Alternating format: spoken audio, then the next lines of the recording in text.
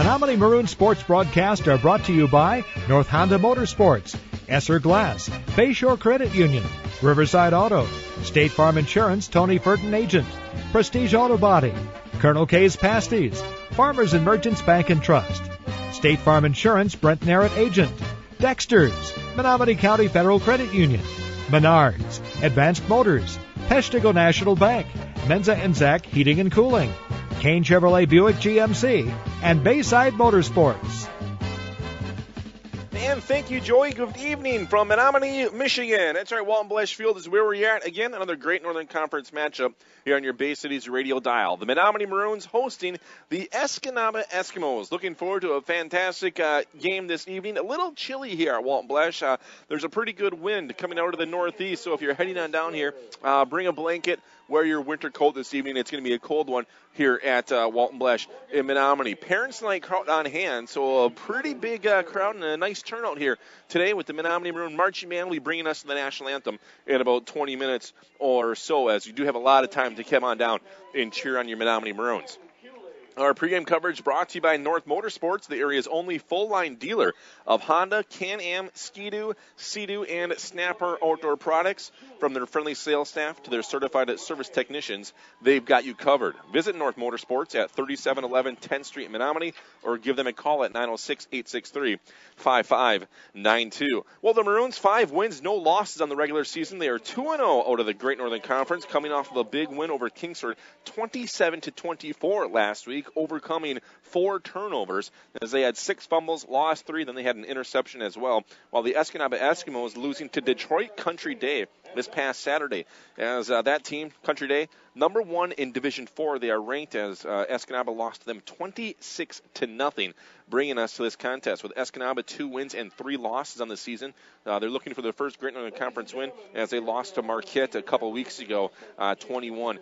So the Eskimos trying to get back on the winning side here as they started off the season 2-0. Since then, they dropped 3 straight. A very much improved Escanaba team. The record is actually, in a way, a little bit deceiving. So you can't take a look at that because they play some quality opponents, and their defense is one of the best in the Upper Peninsula. So we'll have to wait and see what happens today with the Menominee Maroons, possibly the best offense in the Upper Peninsula, facing this tough defense by Escanaba. Well, I did have a chance to talk to head coach Joe Noah the other day, so we're going to play that interview for you.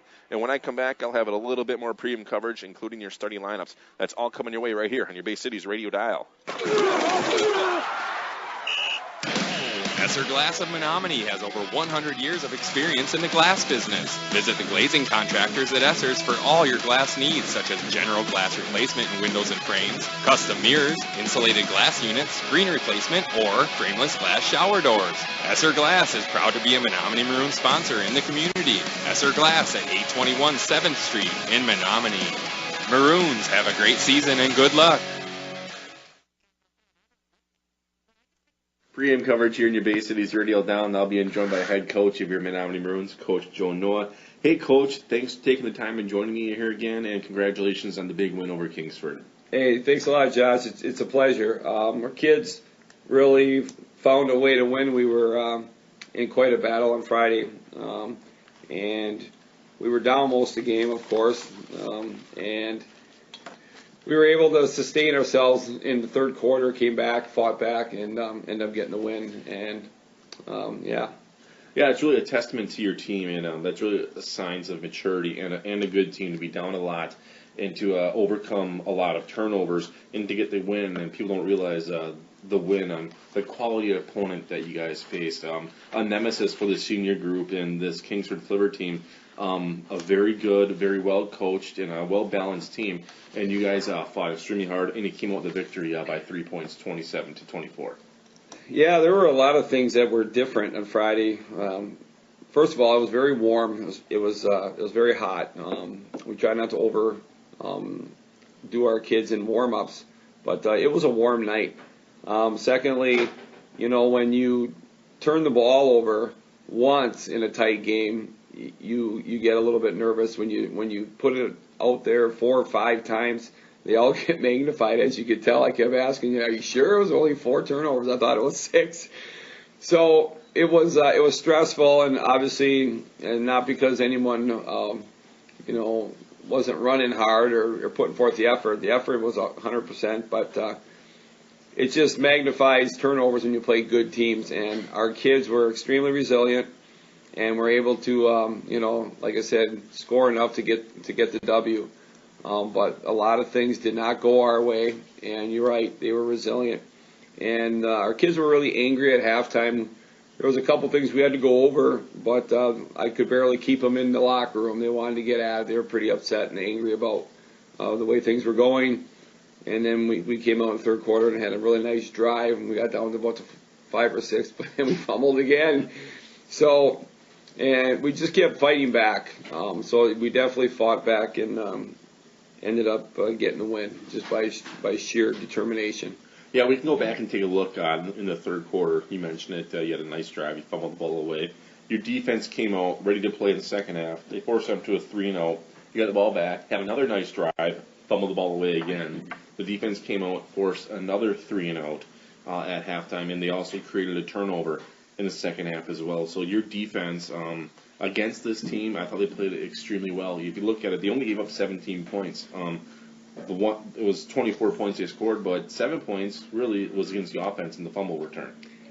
Yes, and that's how we broke it down too. I think they had 142 yards passing and 150 or so rushing. So to hold the Kingsford team to that, we're very pleased with that because we have offense and defensive goals and special team goals, and we met most of those this week.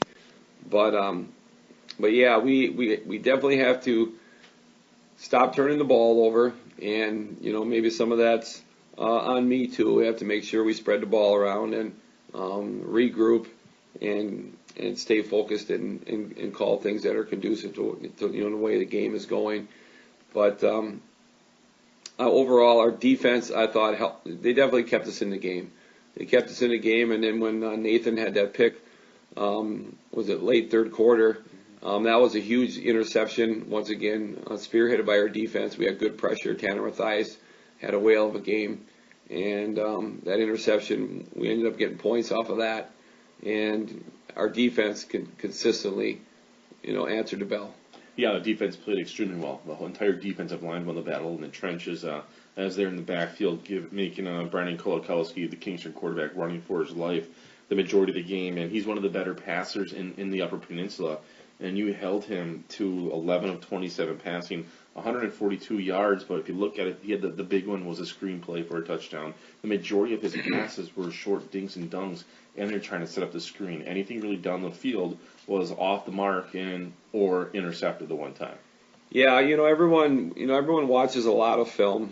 When you play a team every year, same week, and you get to know everyone's tendencies. They know ours, we know theirs. So I thought our secondary did a good job covering some of their favorite routes. So, Chris is smart. So he ran things the short end of it because we were getting good pressure on Kolakowski, like you noted. So I thought our long ball coverage was good. And then the screen, they ran to perfection. It was just a great executed play. As frustrated as we get about that, sometimes you got to tip your hat. And they ran a flanker screen to perfection and scored. And then the one late to Nick Smith crossing over the middle, they just spread the field, and they got a mismatch. A taller, bigger guy and one of our smaller linebackers, and they threw it over the top and scored there. But overall, like I said, great teams are going to make plays, and they did, and we just made a few more than they did at the end to prevail. Yeah, one of the biggest plays of the game that people probably aren't really talking about much, after the 50-yard fumble return for a touchdown, the ensuing kickoff, Hunter Haas really gave a spark to you guys. You could have rolled in, went to halftime, but Haas had a very good return, and you guys went and then scored after that. So it's good to have that depth at the kick return position. You have two people back there that can run the ball very well. But that was a little spark plug for your guys. Otherwise, you guys could have went down possibly by almost 2 to 3 touchdowns, as you were down by 10 at that point. Yeah, and I think Hunter's play was indicative of the entire team, being a little angry about what happened and how it happened. So when they kicked off our wedge, actually one of our better plays was our wedge, and the people on the front line blocked extremely well, and then Hunter just he moves well out in space. And when he sees a gap and he accelerates through, he can be very explosive as he showed. So So yeah, that was a huge play. I would agree that was a huge turning point because Kingsford had the momentum there for a little bit, and then we got it back, and then a couple plays later we were in the end zone again, and back to 17-14. Yeah, Nathan Nowak again. We've been talking about him every single week, and when you put up the numbers that he has, we have to mention him. 247 yards. He carried the load for your team. 27 carries. Actually, kind of unheard of, a little uncharacteristic for your team. You normally spread it out a lot, but Zach Easy had double-digit carries, but he was doubled up by Nowak. Rayson only had a few, but Nathan Nowak, he's your captain, who did the job, did a great job, passing-wise as well, and he had one incompletion. It was intercepted, too bad at that point. Every ball that he threw didn't hit the grass, but 7 of 8 passing, so again, you're starting tailback, having a phenomenal game in a GNC showdown. Yeah, and like I said, it depends how the game unravels in terms of who gets the ball and what we do. I just felt like Zach Easy also did a great job of lead blocking for Nathan. Our point of attack people up front did an awesome job. And the plays that we were running were working really well. We were getting out in the open quite often on some of the plays that we were running. And and like you said, Kiefer, Zach, Haas, Ethan Molesky, they can all make plays. But once we got in a groove with Nathan, with certain plays, we just kept riding that.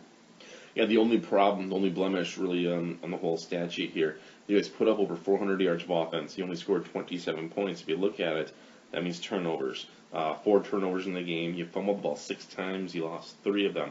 That's definitely something that can't happen again, especially against another good team. Yeah, we tried to address it through some activities and drills this week, but it's one of those things you don't want to overly talk about it mentally. We don't want worrying about making mistakes and errors on the field, but we definitely had to address it. In traffic, we have to learn to tighten up a little bit and really secure that ball. Out in the open, we can be a little bit loose with it, but once we get in traffic, we have to tighten that thing up. And Kingsford's really good, well coached at knocking the ball loose, but I didn't think any of those were because of that. Nathan when he goes, he just goes. And there was some condensation on the grass, and it got to the ball a little bit. But Nathan doesn't have any excuses, and we don't have any excuses for that. We have to take care of the ball because the conditions are the same for everybody. But I thought, like I said, we kept fighting back. The miscues happened, and hopefully we get that cleared up. Like you said, the games are getting bigger and bigger down the stretch here. Well, this one is out of the way. Put Kingsford in the books for the regular season, anyways. So you defeated them again, 27-24. You're now 5-0 on the season, halfway point, more than halfway now, and 2-0 in the Great Northern Conference. Before we talk about Escanaba, let's go ahead and look at this week's award winners. All right, for the Alert Club, Nathan Nowak, as we mentioned, had 1 interception, and he had a really nice return on that. The Century Club, once again, Nathan Nowak, 27 carries, 247 yards, 3 touchdowns, as you've noted, and 8 of 9 passing for 128. Maroon memory, we have a couple of them. Ethan Molesky had 10 solos on Friday night, and he had a monster game. So his tackling was really, really significant in that game. And Play 120 is a clip from our huddle program that had us running Nathan Nowak on a sweep. We ran a little motion across. Everybody had got a block, a key block, and Nathan went for a touchdown that put us up 27-17. Scout Team Players of the Week, we have Mitchell Boucher simulating some of the things from the wideout area for Kingsford, and Hunter Poquette, who does a super job. And then we put Kiefer Connery on there, who graduated a few years ago, but we brought him out of retirement, so to speak, so he could play Brandon Kowalkowski, and he did a great job, and we got to give him a little shout-out for a Scout Team Player of the Week as well. Pancake Blots this week, we have Sam Larson, Josh Hansen, Logan Eakey, and Jacob Brevard with all earning that award. Blocker of the Week, we put the entire offensive unit, like you said, we had over 400 yards of offense, so we have to give credit to the entire group. And the Maroon of the Week, we just gave it to the entire Maroon team. We just felt like the scout team, from the special team to the offense to the defense, just did a magnificent job, collectively staying together on the sidelines and, not giving up and like I said, getting a little bit angry and doing something positive with it. well-deserved award winners as well. Nice, an ex-Maroon helping your team out as well. Again, the win over Kingsford at 27-24. The GNC conference continues for you guys. Now you're going to be at home again, hosting a familiar team, one of the longest running games in the Upper Peninsula. Just down the road, just up north on M35, it's the Escanaba Eskimos. They started off the season strong as they went to 2-0. Since then, they've lost 3 straight, and they're looking to try to get back in the winning path. Yeah, they've had a roller coaster season thus far for sure. And talking to the coach up there, Dave House, he had some kids getting a little hot water a couple weeks ago against Marquette, so they lost 6 guys for a game or two. And like you said, they came out strong at 2-0. And then they played Detroit Country Day this Saturday. I went and scouted them, and Detroit Country Day is ranked number 1 in Division 4, so they're no slouch. So they got beat by them, and Country Day has a lot of pretty good athletes on the field. So we know Escanaba is capable of beating us, and we want to, one of our goals is to win that conference. And Escanaba poses some threats with Logan Lamb at quarterback. He everything, he's 5'11", 190, and he can beat you with his arm and his legs. And he's a very competitive young man, so we have to know where Logan is going all night long. Yeah, watching this team, they're known for their defense, very defensive-minded team. They had a chance to beat Marquette, and I listened to the end of that game. It was after your Gladstone game. We got done early, so I turned that one on the way home. And stat-wise, I caught them. They doubled or even tripled Marquette stat-wise, and they just couldn't seem to punch in. They had time with a minute left, and it didn't happen for them. It wasn't their night. As Marquette ended up losing that game, or Escanaba lost to Marquette at home. Marquette has the Eskimos number they have, for a few years now. But this team, they have to win out for them a chance to make the playoffs. With 3 losses now, it's do or die for them. And it starts in Menominee on Friday night. Yeah, their back is against the wall. I realize that, but we respect everyone, and we prepare the same, and we try to maintain the Maroon standard, regardless of who we play. Effort and attitude and accountability. So we had a good practice tonight, and we're getting ready for Escanaba. And like I said, we take everyone extremely seriously, and we have a lot of respect for them and their program. And we know that they would love to come to Blesh and take it to us. So our kids are aware of that. And like I said, we prepared well. It was an emotional win Friday, but that's in the past now, and we're moving on towards Escanaba, and we have to try to get a W against them because we want to win that conference. I was going to say, this is probably one of the hardest things as a coaching staff to keep the kids focused. Really 3 big games in the schedule. He already took care of Marinette. That's always a big, the week up to that M&M game. Then Kingsford, everybody knows about Kingsford week. It's the games after the big game that you worry about. And really, this is it. Escanaba, they've been really a pushover over the past few years. But this team is good. There's a lot of talent on it. The JVs that they had previously give the JVs a run in there and at that level as well. So anything can happen. People don't realize every year it's a different team. It's not the same team year in and year out. And so anything can happen at any given Friday.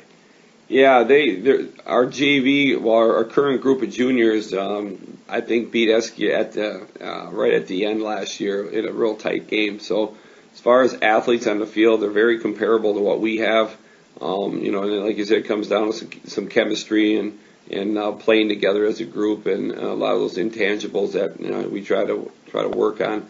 But we know they're going to be hungry, and Escanaba's Escanaba. They, I know in the 70s and 80s, and they've had some good teams, since then as well. But 70s and 80s, Escanaba football dominated the UP, and they were very, very formidable, and they have a lot of wins in the All-State, Michigan record book. So I was part of that era, knowing how good they were. So I like I said, we prepare for Escanaba like they're basically a team to beat in the UP, because they were extremely well coached and had some great teams during those 2 decades. All right, Coach. It should be a lot of fun on Friday night back at home again at Walton Blesh. But thanks a lot for joining me again, as usual here, as we do every week. So thanks a lot. Best of luck to you, the coaching staff, and your Menominee Maroons as they host Escanaba coming up. All right, thanks a lot, Josh. And there you have head coach Joe Noah here on your Bay Cities radio dial, your hometown radio station, 103.7 FM, WHYB, Menominee, Marinette, and BayCitiesOnline.com. I'm Josh Kellner. Glad you could join me here again from Walton Blesh Field in Menominee. The Menominee Maroons hosting the Escanaba Eskimos. Let's go ahead and give you the starting lineup for your Menominee Maroons this evening. Starting at left end will be a 6-foot, 160-pound senior, number 26, Spencer Howell. At left tackle, a 6-foot, 5-inch, 280-pound senior, number 75, Sam Hartwig. The left guard will be a 5-foot, 9-inch, 255-pound junior, number 74, Kyle Desatel. Snapping the ball for the Menominee Maroons, number 53, a 5-foot, 10-inch, 187-pound senior, Andrew Linninen. Andrew, a captain. The starting right guard as we head to the right side of the line for Menominee, a 5-foot, 9-inch, 155-pound junior, number 62, Jacob Ziemba. The starting right tackle for the Menominee Maroons, a 6-foot, 3-inch, 280-pound senior captain, number 77, Logan Eakey. The right end, a 6-foot, 4-inch, 225-pound junior, number 49, Tanner Mathias. As we head to the backfield, looking at a single wing formation, the starting quarterback is 6-foot, 190-pound junior, number 22, Peyton Molesky. The starting wingback, a 6-foot, 1-inch, 181-pound sophomore, number 15, Ethan Molesky. The starting fullback tonight for Menominee, a 6-foot, 190-pound senior captain, number 44, Zach Giese. And the Menominee Maroons starting at tailback, a 5-foot, 10-inch, 180-pound senior captain, number 36, Nathan Nowak. Also, you'll see in the backfield, Kiefer Raisler, number 14, and number 20, Hunter Haas.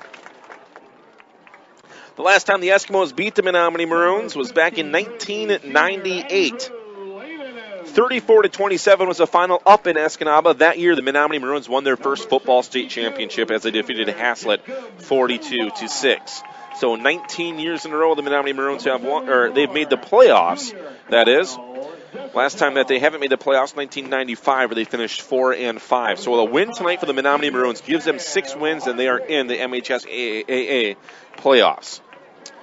Division 5 is where they will be. It's actually not official until they announce the playoff pairings, but the Menominee Maroons will be in Division 5 this year. Well, the Menominee Maroons again hosting the Eskimos. Menominee undefeated, 5 wins, no losses. Escanaba 2 wins, or they're 2-0 in the GNC. Escanaba 2-3 overall, as they are 0-1 out of the Great Northern Conference. They defeated Alpena on week 1, 21-7. Then they won in Petoskey, 16-7. Since then, they've lost 3 straight. In Gaylord, they lost hosting Marquette. Then last Saturday, they lost to Detroit Country Day 26-0. The Maroons wins over Marinette in Antigo, hosting Kewanee in Gladstone. Then last week defeating Kingsford 27-24. As the Escanaba Eskimos won the toss and they deferred to the second half, so the Maroons elected to receive. Menominee will travel right to left on your Bay Cities radio dial. That is from south to north here in Menominee, from the concession stand to the scoreboard at Walton Blesh.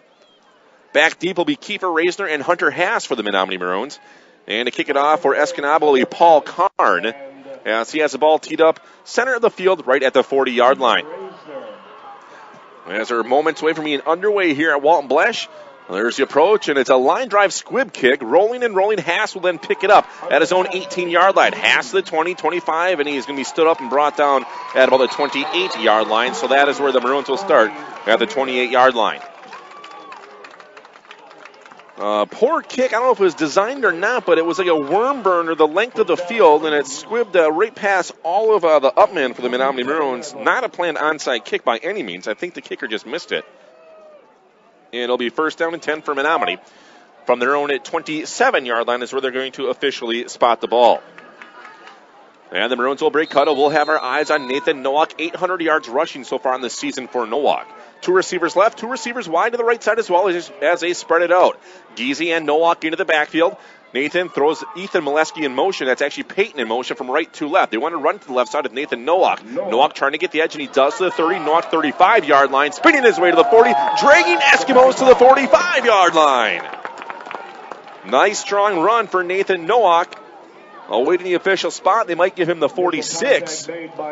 So a 40 to the 46 for a 19-yard pickup for Nathan Nowak. As the first play of the game gives them the first down. So first down and 10 now for Menominee. They'll break huddle again from the left hash. Hunter Haas wide to the right side, slot right with Nowak. Actually, no, that's Howell. And 2 receivers to the left as well. Man in motion will be Kiefer Razor from left to right as they go trips right. They want to run to the right side. Nowak trying to cut to the outside. He does. Across midfield and a shirt tackle from behind at the Escanaba 46-yard line. So a nice run again for Nathan Nowak with good blocking in front. To the 46 46-yard line for a gain of 8 yards for Nowak. So back-to-back carries for that young man. On the right hash now, the Maroons running to the left, then running to the right. Bringing up a 2nd down and 2 from the 46-yard line. A long 2, 2nd down and possible 3. Ethan Molesky wide to the left, Reisner slot left. Hunter Haas wide to the right, Peyton Molesky slot to the right. Up the middle, it'll be Nowak to run. Nowak leveled as he hit the hole, but he may have enough for the first down.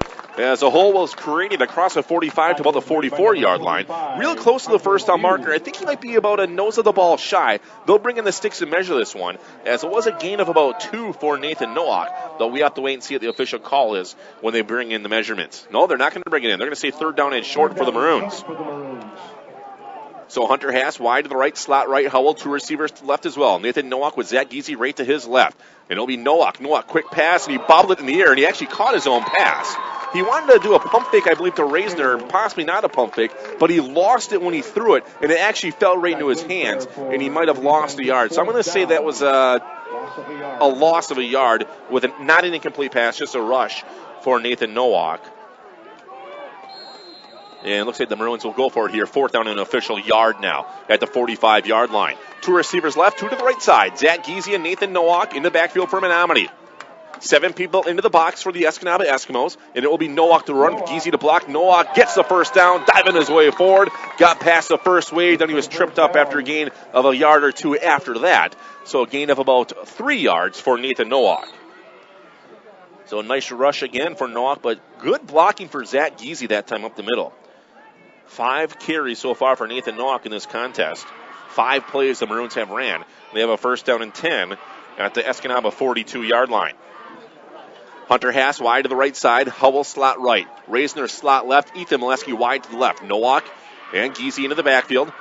Reisner in motion from left to right as they go trips to the right. Back to pass. Nowak screens it out to Giese. Giese at the 40. Lowers his shoulder to the 45-yard line or 35-yard line. Knocked out of bounds. Shy of the 30 in the far side of the field. Right in front of the Menominee Maroon bench. The quick screen pass to the left. They go trips to the right. Then they throw Giese out of the backfield. They screen it to him to the left side. And a nice little completion there, bringing up a 2nd down. 2nd down at about the 34-yard line, 2nd down and 4. And a short 4. So the 6-yard completion for Zach Giese from Nowak. So 2nd down and 4. The ball is placed on about the 34-yard line. And it'll be Reisner to run, trying to sweep to the right side. Kiefer cuts it across the 35 to the 30. Stutter steps a defender to get close to the 25-yard line where he's brought down out of bounds. So Kiefer Reisner gets his first run of the game. Another Menominee Maroon to 1st down on the drive. And they'll place this one on the 27-yard line for a 7-yard gain.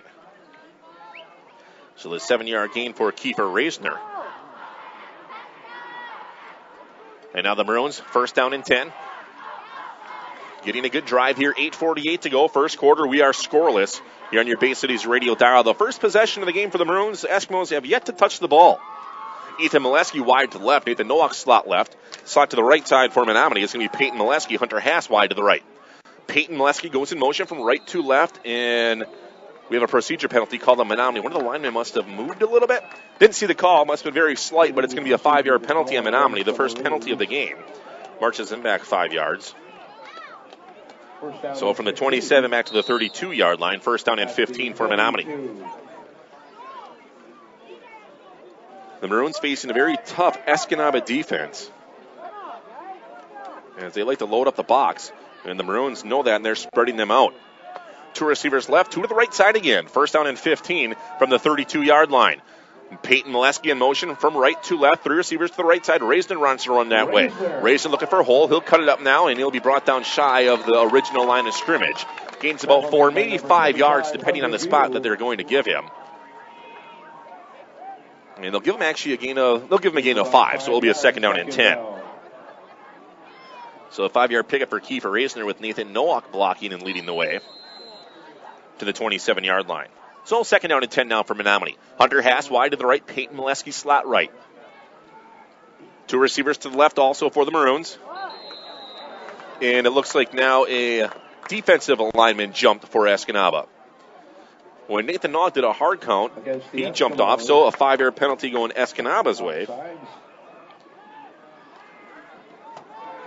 Giving Menominee now a second down and a 5 from the 22. 2 receivers right, 2 to the left for the Maroons. Nathan Nowak and Zach Giese into the backfield. And it'll be Nowak looking to pass, rolling to the right, floats it out there, in and out of the hands of Peyton Molesky. A little low and a little behind Molesky. Hit him in the hands, but he couldn't seem to control it. And it will fall incomplete. The ball was laying on the 17-yard line. Would have been enough for the first down. But an incomplete pass coming from Nowak. And Menominee will now have a third down and 5 from the Esky 27-yard line. 7:21 remaining. Opening quarter here in Menominee. With a Parents' Night crowd on hand. Big crowd on hand tonight. Ethan Molesky wide to the left side. Slot left, Spencer Howell. Peyton Molesky slot right. Hunter Haas wide to the right side. Nowak sets him down. Looking to run now is Nathan. He'll cut it up center of the field. Goes against a grain now. Makes a man miss. Nathan Nowak to the outside. Nowak to the 10. Nowak to the 5. Touchdown, Menominee. A 22-yard touchdown run. All Nathan Nowak. The hole was bottled up to the right, so he went against the grain to the left side. One guy to beat, got around him, and he took it to the house. So the Maroons capitalize on that drive as they swapped penalties in the series. So 7:14 remaining in the opening quarter. It's currently 6-0. Awaiting Thor Fluke's extra point. It's up, and it looks like it's wide to the left, and it is wide to the left for 4. 6-0 Menominee. Back after this. Looking for a credit union that truly cares about you and the community you live in? Then you want to stop and see the folks at Bayshore Credit Union. Membership is open to anyone living or working in Marinette, Menominee, and Oconto counties. Whether it's everyday banking, a new auto loan, new mortgage, even a consolidation loan, they can help. And it's never too early to start establishing good credit. Bayshore Credit Union, located at 1514 Cleveland Avenue, Marinette. They're looking forward to meeting you.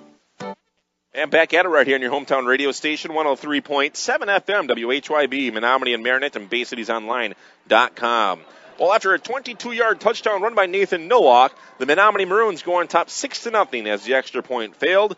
7:14 remaining in this first quarter, according to that Johnson Sewer Cleaning scoreboard. Give Kent or Deanna a call at 715-732-0427. So back deep for Escanaba. To return this one will be Dylan Gauthier. Sam Larson to kick it off for Menominee. And Larson has the approach for the Maroons, who lead at 6-0. Angling to the left side. This is going to roll, bounce, stay in bounds. They haven't picked it up yet. Now it's finally picked up at about the 25-yard line. He got past the wave of defenders for Menominee. Eric Bond will knock him out of bounds on the far side of the field. A poor kick. The Maroons couldn't seem to get there on time, as it was a really long way to run from the right half of the special teams unit to try to catch up with him. And that gets the Escanaba fans excited as a little bit of a breakaway. On the return by C.J. Barron, I believe, as it wasn't deep at all. All the way to the 49-yard line is where he stepped out. Their own 49-yard line, the Escanaba Eskimos have it. As we will have our eyes on Logan Lamb for Escanaba. Esky, orange helmets, black pants, white shirts, black numbers, orange trim. Out of the shotgun, 2 receivers right, 2 to the left. Same formation as the Maroons, with the running back right to his left side. In motion, Gauthier from left to right. Up the middle, Logan Lamb wants to run. He's brought down to the 50-yard line, then pulled forward to the Menominee 49. All depends on the official spot that they'll give him. A gain of a yard for Logan Lamb. So the 1-yard pickup for Lamb. As his knee hit at about the 50, but where the ball was when his knee hit was at the Menominee 49-yard line. So it's a second down and 9. Really is only a yard game because it was just on opposite sides of the 50 where they place it. Some big boys in that line for the Escanaba Eskimos. 2 receivers left, 2 to the right side. Again, out of the shotgun, Logan Lamb with the running back right to his left side. And that's Brendan Papineau. Back to pass. Lamb wants to air it out right side of the field. Hunter Haas in coverage, and it's up, and it's intercepted on the far side of the field by Haas. Terrific defense by Hunter. A little underthrown, but it didn't matter because Hunter Haas was step by step with Danielle Van Effen on the far side of the field. So the Eskimos open up the game with an INT on their second play from scrimmage. And Hunter Haas gets credited with the interception. So the Eskimos turn it over, 6:25 remaining in the first quarter. And the Menominee Maroons single wing will head back out onto the field. So first down and 10 for Menominee. They spotted the ball right under the 20. And Hunter Haas wide to the right side, slot right as well for a receiver, 2 more to the left. No walk into the backfield with Zach Giese from the left hash. 6:25 to go, first quarter. Man in motion from left to right. They're going to quick pass it out to him. That's Reisner. Reisner with some running room. Stutter steps to the 22-yard, then he's brought down. A nice open field tackle by Braden Papineau. Haas had some blockers, but he did a little stutter step to go around one, and that allowed Papineau to get into the hole and bring down Reisner. But it's a completion of 3 yards, bringing up a second down and 7 now for Menominee. As they threw Reisner in motion, they worked it out to Kiefer as Noah completes the pass.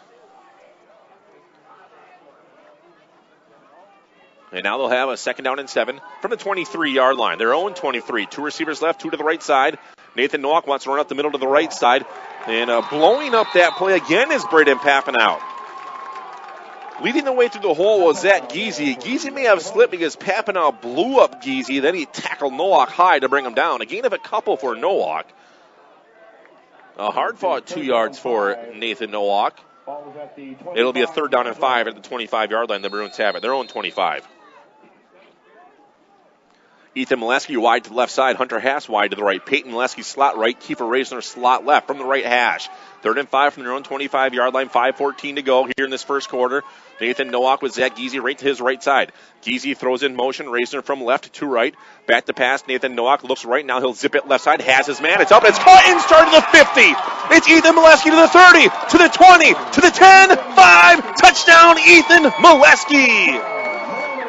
A 75-yard touchdown pass on the money in stride as a laser. Nathan Nowak looked to the right, zipped it to the left side to Ethan Molesky, then he was off to the races. A 75-yard scoring strike again, Nathan Nowak to Ethan Molesky. 4:55 remaining in the first quarter. Nowak set that up brilliantly. Looking off the defenders, pump faking to the right, then going back to his left and hitting Molesky. Let's see if Menominee goes for 2 here. Right now they're on top 12-0 with the extra point failing moments before.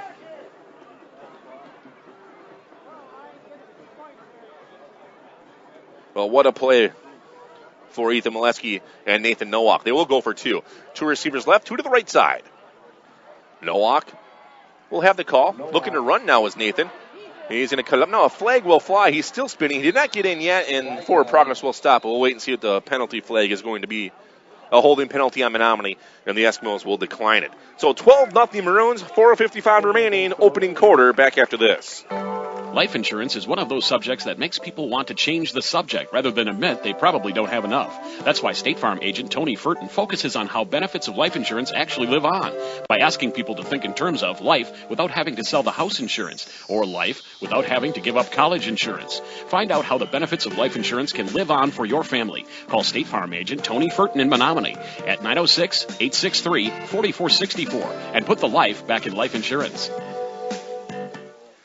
Well, back at it right here on your hometown radio station, 103.7 FM, WHYB, Menominee and Marinette, and BayCitiesOnline.com. Josh Kellner with you again from Walton Blesh Field in Menominee. After a 75-yard touchdown pass from Nathan Nowak to hit Ethan Molesky, Menominee now on top 12-0 as they went for 2 and the conversion failed. 4 minutes and 55 seconds remaining according to that Johnson Sewer Cleaning scoreboard. Hey, give Kent or Deanna a call, 715-732-0427 for all of your sewer and drain cleaning needs. Well, Sam Larson will tee it up at the 40. As back deep again will be Dylan Gauthier for the Escanaba Eskimos. Let's see if Sam can get his foot into one here. So Larson's approaching, and the ball fell off the tee, and they'll re-kick it here. Right before he went to hammer away on it, I just wanted to roll right off that orange little tee down there. It is windy here. A good breeze. Chilly here, lots of blankets, lots of sweatshirts, and the winter cooks are out.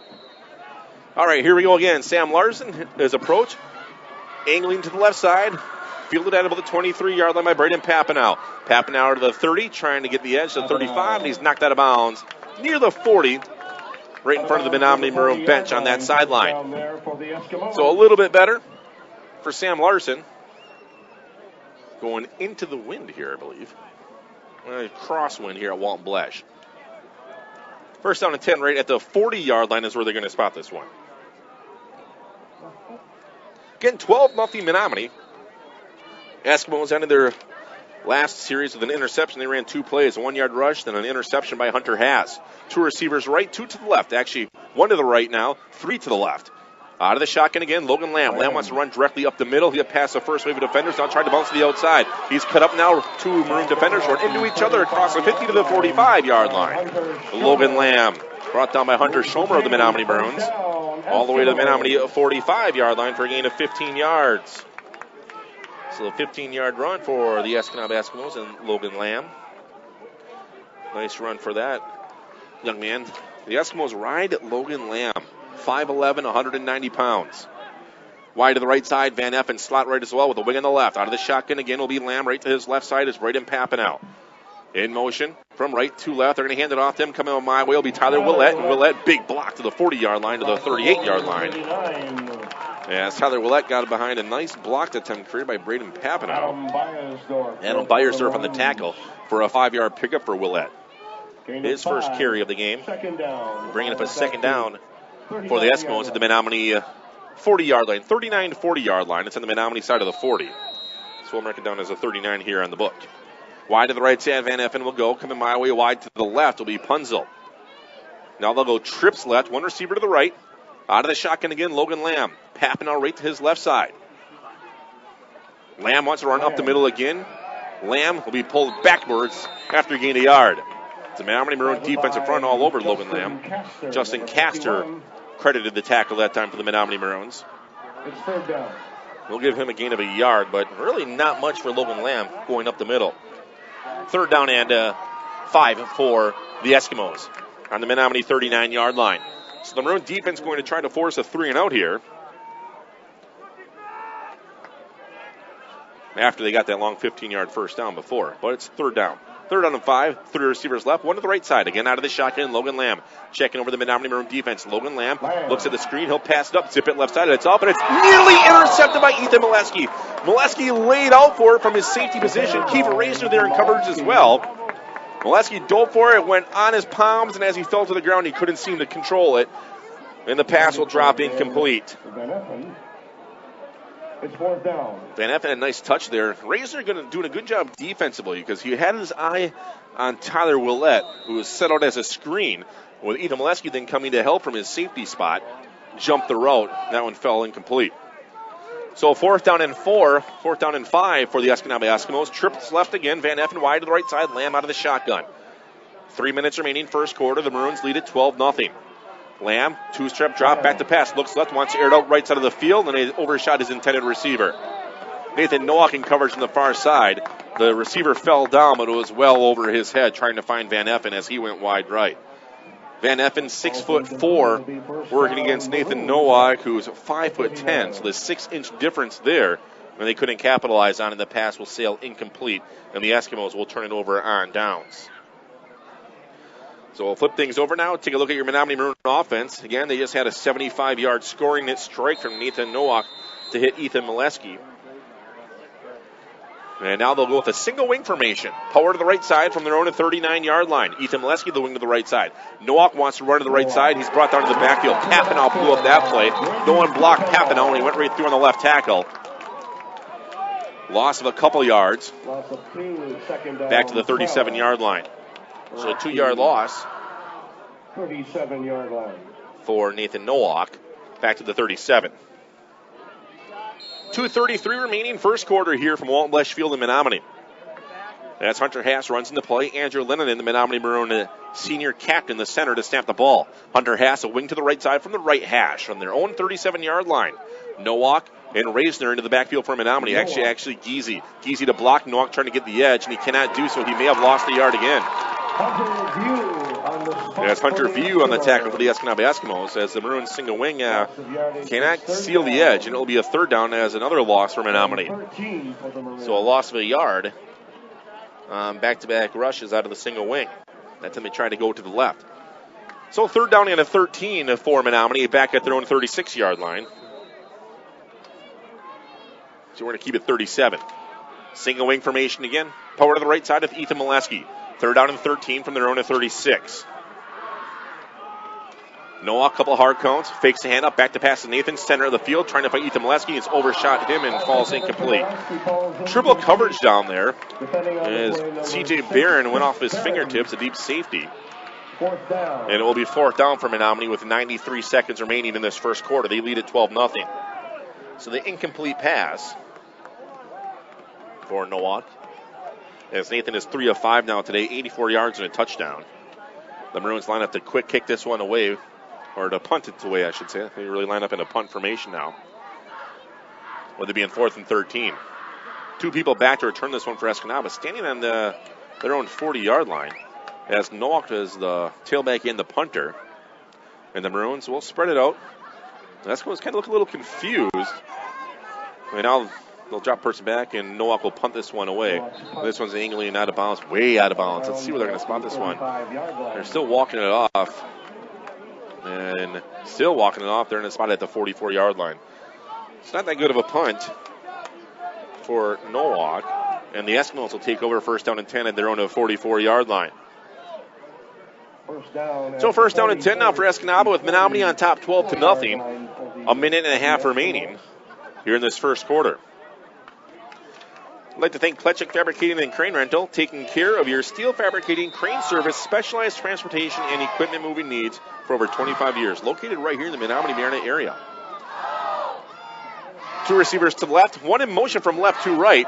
Lamb will hand it off now, hit, then driven backwards, nowhere to go.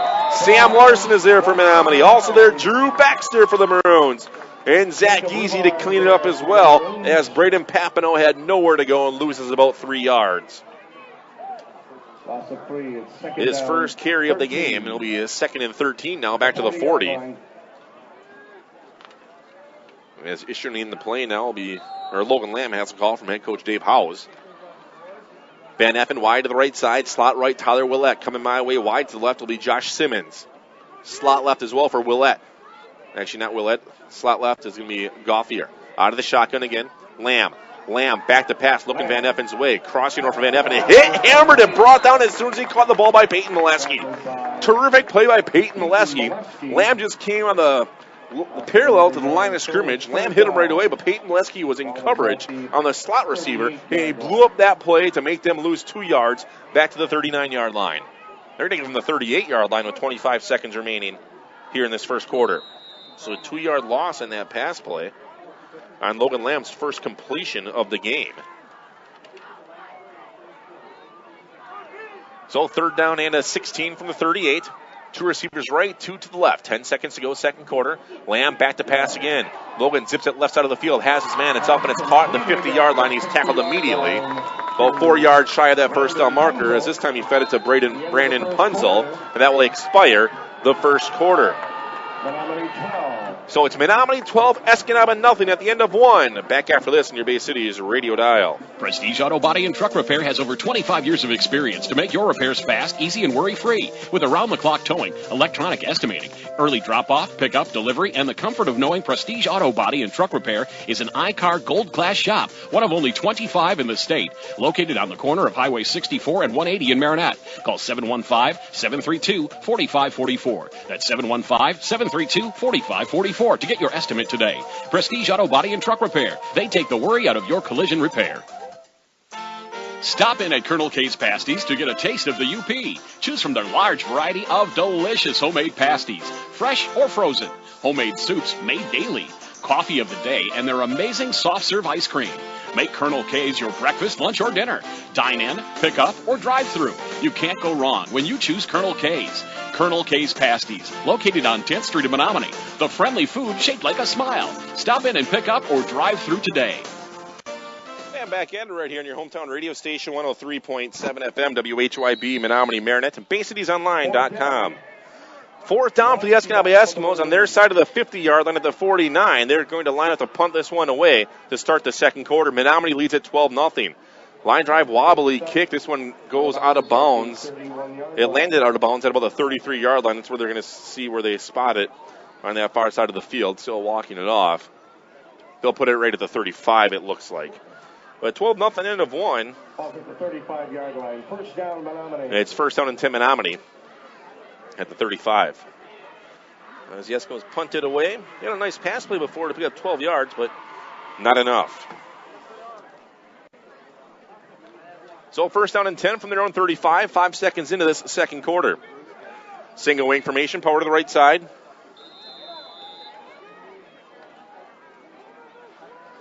Everybody in tight now for Menominee.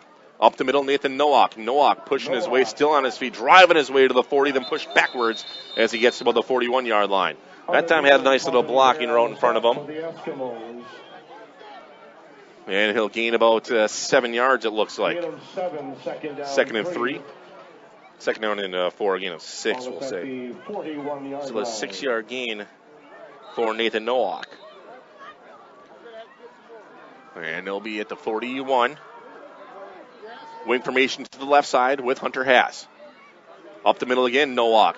Nowak trying to bounce to the outside, spinning his way forward. Second effort will give him the first down. Had one guy to beat, couldn't get around him, had him by the feet. And Nowak then laid out to get the first down to pick up 4 yards. So a 4-yard gain for Nathan Nowak. Tackled by number 10, William Suffer.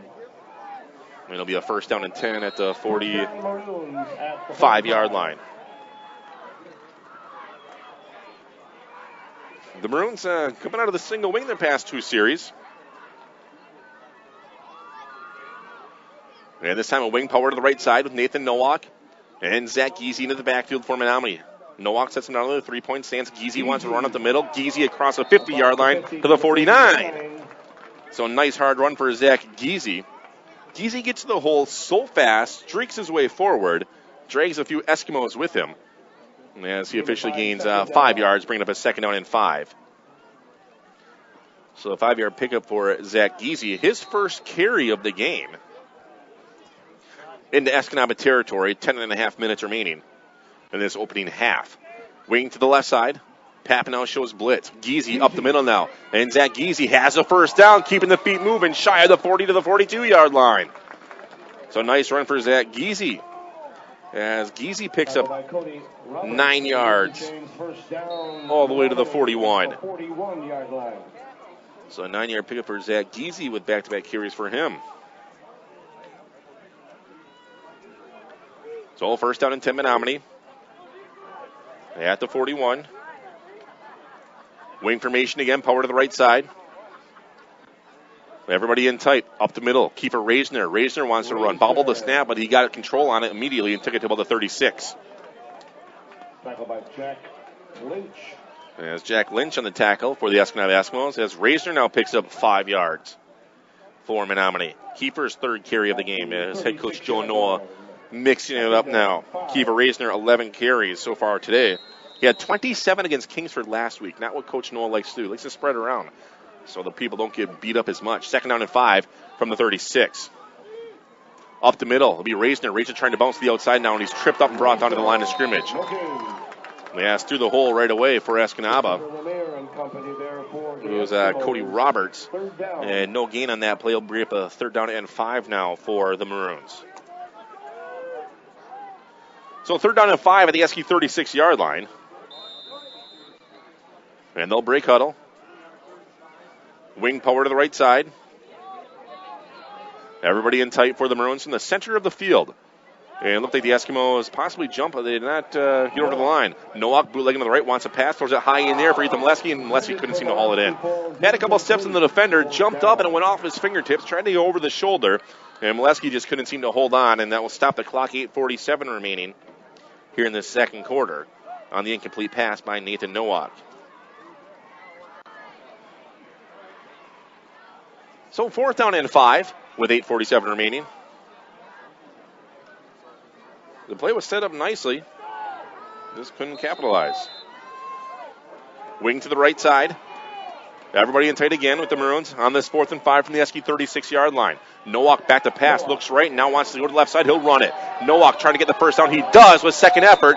Brought down just shy of the 30. If he got the 30-yard line, he had it by a yard. So it is going to be enough for the first down. And the Maroons move the chains after that 6-yard pickup for Nathan Nowak all the way to the 30. So a nice run for Nowak. Looking to pass, but saw a nice hole off left tackle. And the captain used his ability to get the first down. And the Maroons driving again. Fresh set of downs in Escanaba territory as they lead it 12-0. Nathan Nowak, 75-yard touchdown pass and a 22-yard touchdown rush already today. Molesky a wing to the right side. Nowak looking to run, sweeping to the right side with Reisner to block. Reisner bounces to the outside. Nowak bounces to the outside. He spun forward, crossing the 25 to the 23-yard line. Again, a nice little run by Nathan Nowak. Kiefer Reisner doing a good job blocking along with Peyton Molesky going around that edge as he picks up 7 yards on that rush. All the way to the 24-yard line. Say 23-yard line that time for Nathan Nowak. The Maroons will break huddle, staying in the single wing. 2nd down and 3 from the 23. Hunter Hass wing power to the left side from the right hash in Escanaba territory. 7:47 remaining, first half. Up the middle, Nathan Nowak. Nowak, not much of a hole, but he's trying to slide his way forward, and he does, to the 20. Very close to another first down for Menominee, depending on the spot on where he went down when forward progress was halted. And it should be enough for the first, judging by this angle. And they're going to look at it and give him the first down. So a gain of 3 right at the 20-yard line for Nowak. Another 3-yard run for him. 14 carries, 78 yards for Nathan Nowak so far this evening. Again, 12-0 Menominee here on your Bay Cities radio dial. And the Maroons will break huddle. Kiefer Reisner into the backfield with Nathan Nowak. Wing formation with Ethan Molesky favors the right side. Molesky goes in motion from right to left, and looks like the Maroons jumped. And a procedure penalty on Menominee. Marches them back 5 yards. Their second one of the game. Their second procedure penalty, their second penalty overall, totaling 10 yards. Windy night, chilly night here at Walton Blesh Field in Menominee. It's football weather. We're in fall. It's October. Hard to believe that we're already more than halfway through the regular season. Week 6. This is where teams can clinch a playoff berth. Undefeated teams win 6, you're in the state of Michigan. Andrew Linden has a call. Actually, now we have an official timeout with a helmet by the Menominee Maroons, as Andrew Linden. It's an official timeout. And the Eskimos are coming to talk to their coach, not realizing that the Maroons didn't call timeout. It's an official timeout, as a player from Menominee can't seem to get his chin strap strapped. It's Kiefer Reisner, so Reisner will run off. Giese will come in. They'll go see assistant coach Lucas Schnard, I believe, is down there. He'll check out the chin strap. The best in the business will say Lucas Schnard, or the equipment manager, we'll call him tonight, fixing up that. Here we go. Giese will just hop in and play fullback. First down and 15 from the 25-yard line in Escanaba territory for Menominee. Giese, or that's actually Haas, goes in motion from right to left. Nowak wants to run to the right side, and he'll stutter step his way to the 23-yard line. Not much doing there. As they threw Hunter Haas in motion from right to left, and they ran to the right side off right tackle to gain a couple. So a 2-yard gain for Nowak. Will it be in 2nd and 13 now?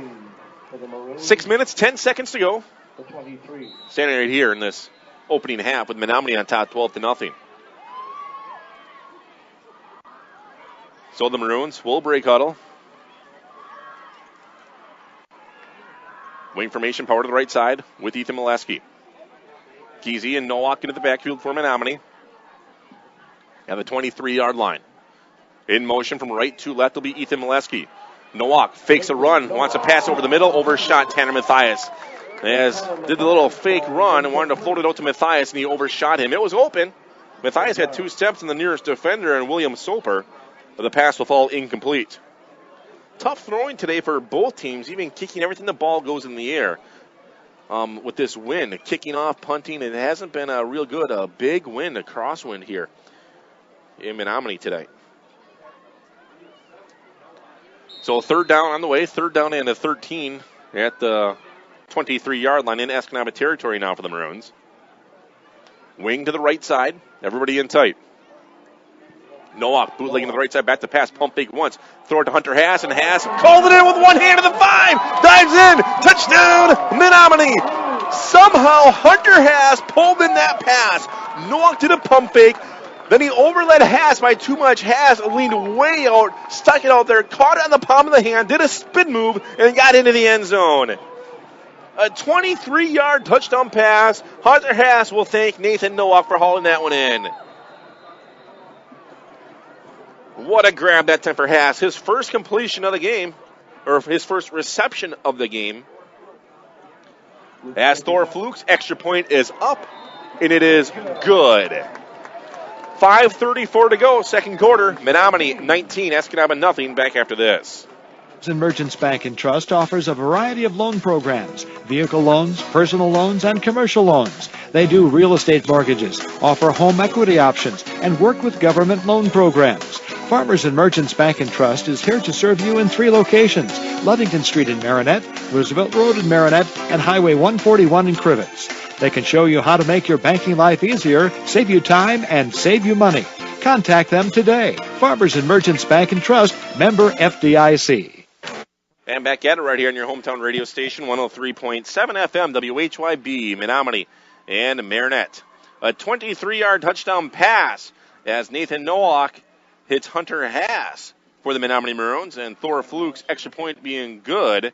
Menominee now leads it 19-0 with 5:34 remaining in this first half, according to that Johnson Sewer Cleaning scoreboard. And Sam Larson tees up the 40. Here we go. High, long, end over end kick. Nice kick this time. Picked up at about the 8-yard line. To the 20, still on his feet, pushing his way to the 30-yard line and brought down at the 30-yard line is Dylan Goff here. Nice kick that time for Sam Larson. That's what we like to see. Long and deep for the Menominee Maroon kicker with Hunter Haas and Hunter Schomer on the tackle that time for the Menominee Maroons. So first down and 10 for the Escanaba Eskimos from their own 30-yard line with Menominee on top 19-0 after that 23-yard touchdown pass. And the Eskimos will break huddle. Wide to the left side. Josh Simmons, slot left as well. The wing on the right side out of the shotgun, Logan Lamb. Lamb will hand it off, hit, and brought down. They're still trying to get him down. Now, though, finally, Tanner Mathias will wrap him up and bring him down. It was a hard-fought run that time. Dalton Deneau, his first carry of the game for the Escanaba Eskimos. So Dalton Deneau, really not much happening that time for the Eskimos. Big boy, 5'11", 190 as well. And the Eskimos, there's a penalty on Menominee. First down and 5, so it must not have counted the run. Procedure penalty. I didn't even see the flag. I was trying to find out Dalton's number here. Tanner Mathias is going to the streaking left side, and he brings down Logan Lamb. Lamb wanted to bootleg to the right. No one picked up Mathias, called his name before Lamb even got the ball, and it's going to be a sack, a loss all the way back to the 29-yard line. Let's see if they're going to give him the 29 or the 30, so it's a 6-yard sack. All in all, it worked out pretty good for the Maroons.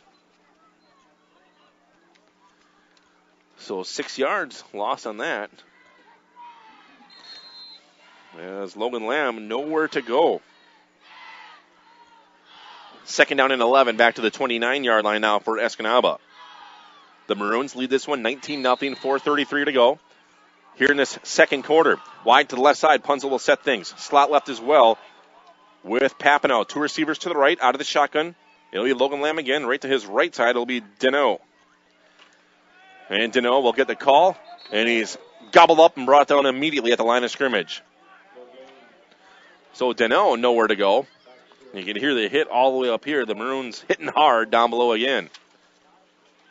A short loss, but not much really for Deneau. And it'll be a third down and 12 to the 29.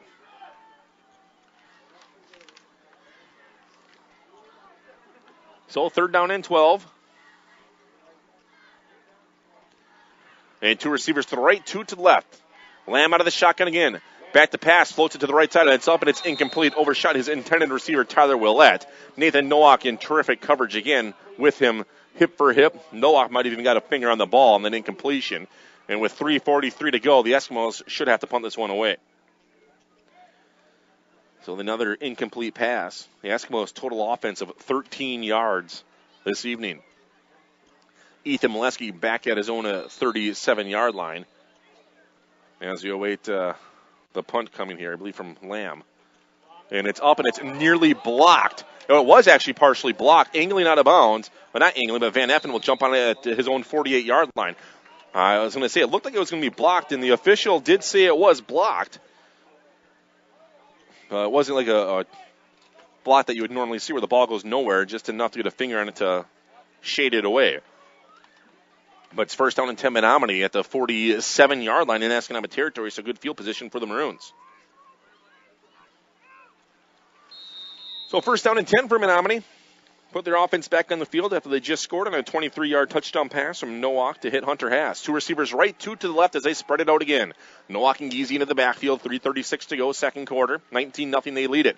Up the middle, Giese. Giese runs over Hunter View after he gains a few yards.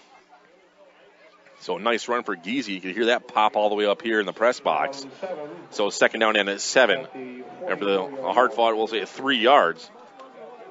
All the way to the 44-yard line. So a 3-yard pickup for Zach Giese. His third carry today. Hunter Haas wide to the right side. Peyton Molesky slot right. Ethan Molesky wide to the left. Kiefer Reisner slot left. Nowak, Giese into the backfield. Second down and 7 at the Escanaba 44-yard line. 3 minutes remaining, second quarter. Nowak back to pass. Pump fake once to the right. Airs it out. Right side of the field. Has his man. It's up and it's incomplete. Nearly had Hunter Haas streaking down the field. Trying to pull it in with one hand again. Just out of his reach. He couldn't seem to do so. What a beautiful pass again by Nathan Nowak. Hunter Haas got one step on the defender and it will fall incomplete. That was a pretty looking play of Haskett to haul that one in. In stride, tight spiral again. Nathan Nowak just zipping that one on the sidelines, but couldn't seem to connect with Hunter Haas. Another inch he would have had the ball. Third down and 7 now for the Maroons to the Escanaba 44-yard line. Two receivers left, two to the right side again. In motion, Reisner from left to right. They'll screen it over to Kiefer. Reisner gets across the 40-yard line. Kiefer Reisner to the 35. Fumble the ball. It's on the ground. They're diving for it. It looks like the Eskimos have it at the 20. The ball popped out of the hands of Kiefer Reisner, and the Eskimos pounce on it. It was a nice completion all the way to the 20-yard line. So it was actually a 24-yard completion, but then it resulted into a fumble by Kiefer Reisner.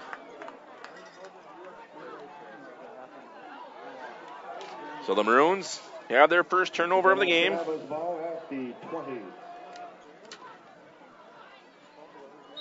And first down and 10.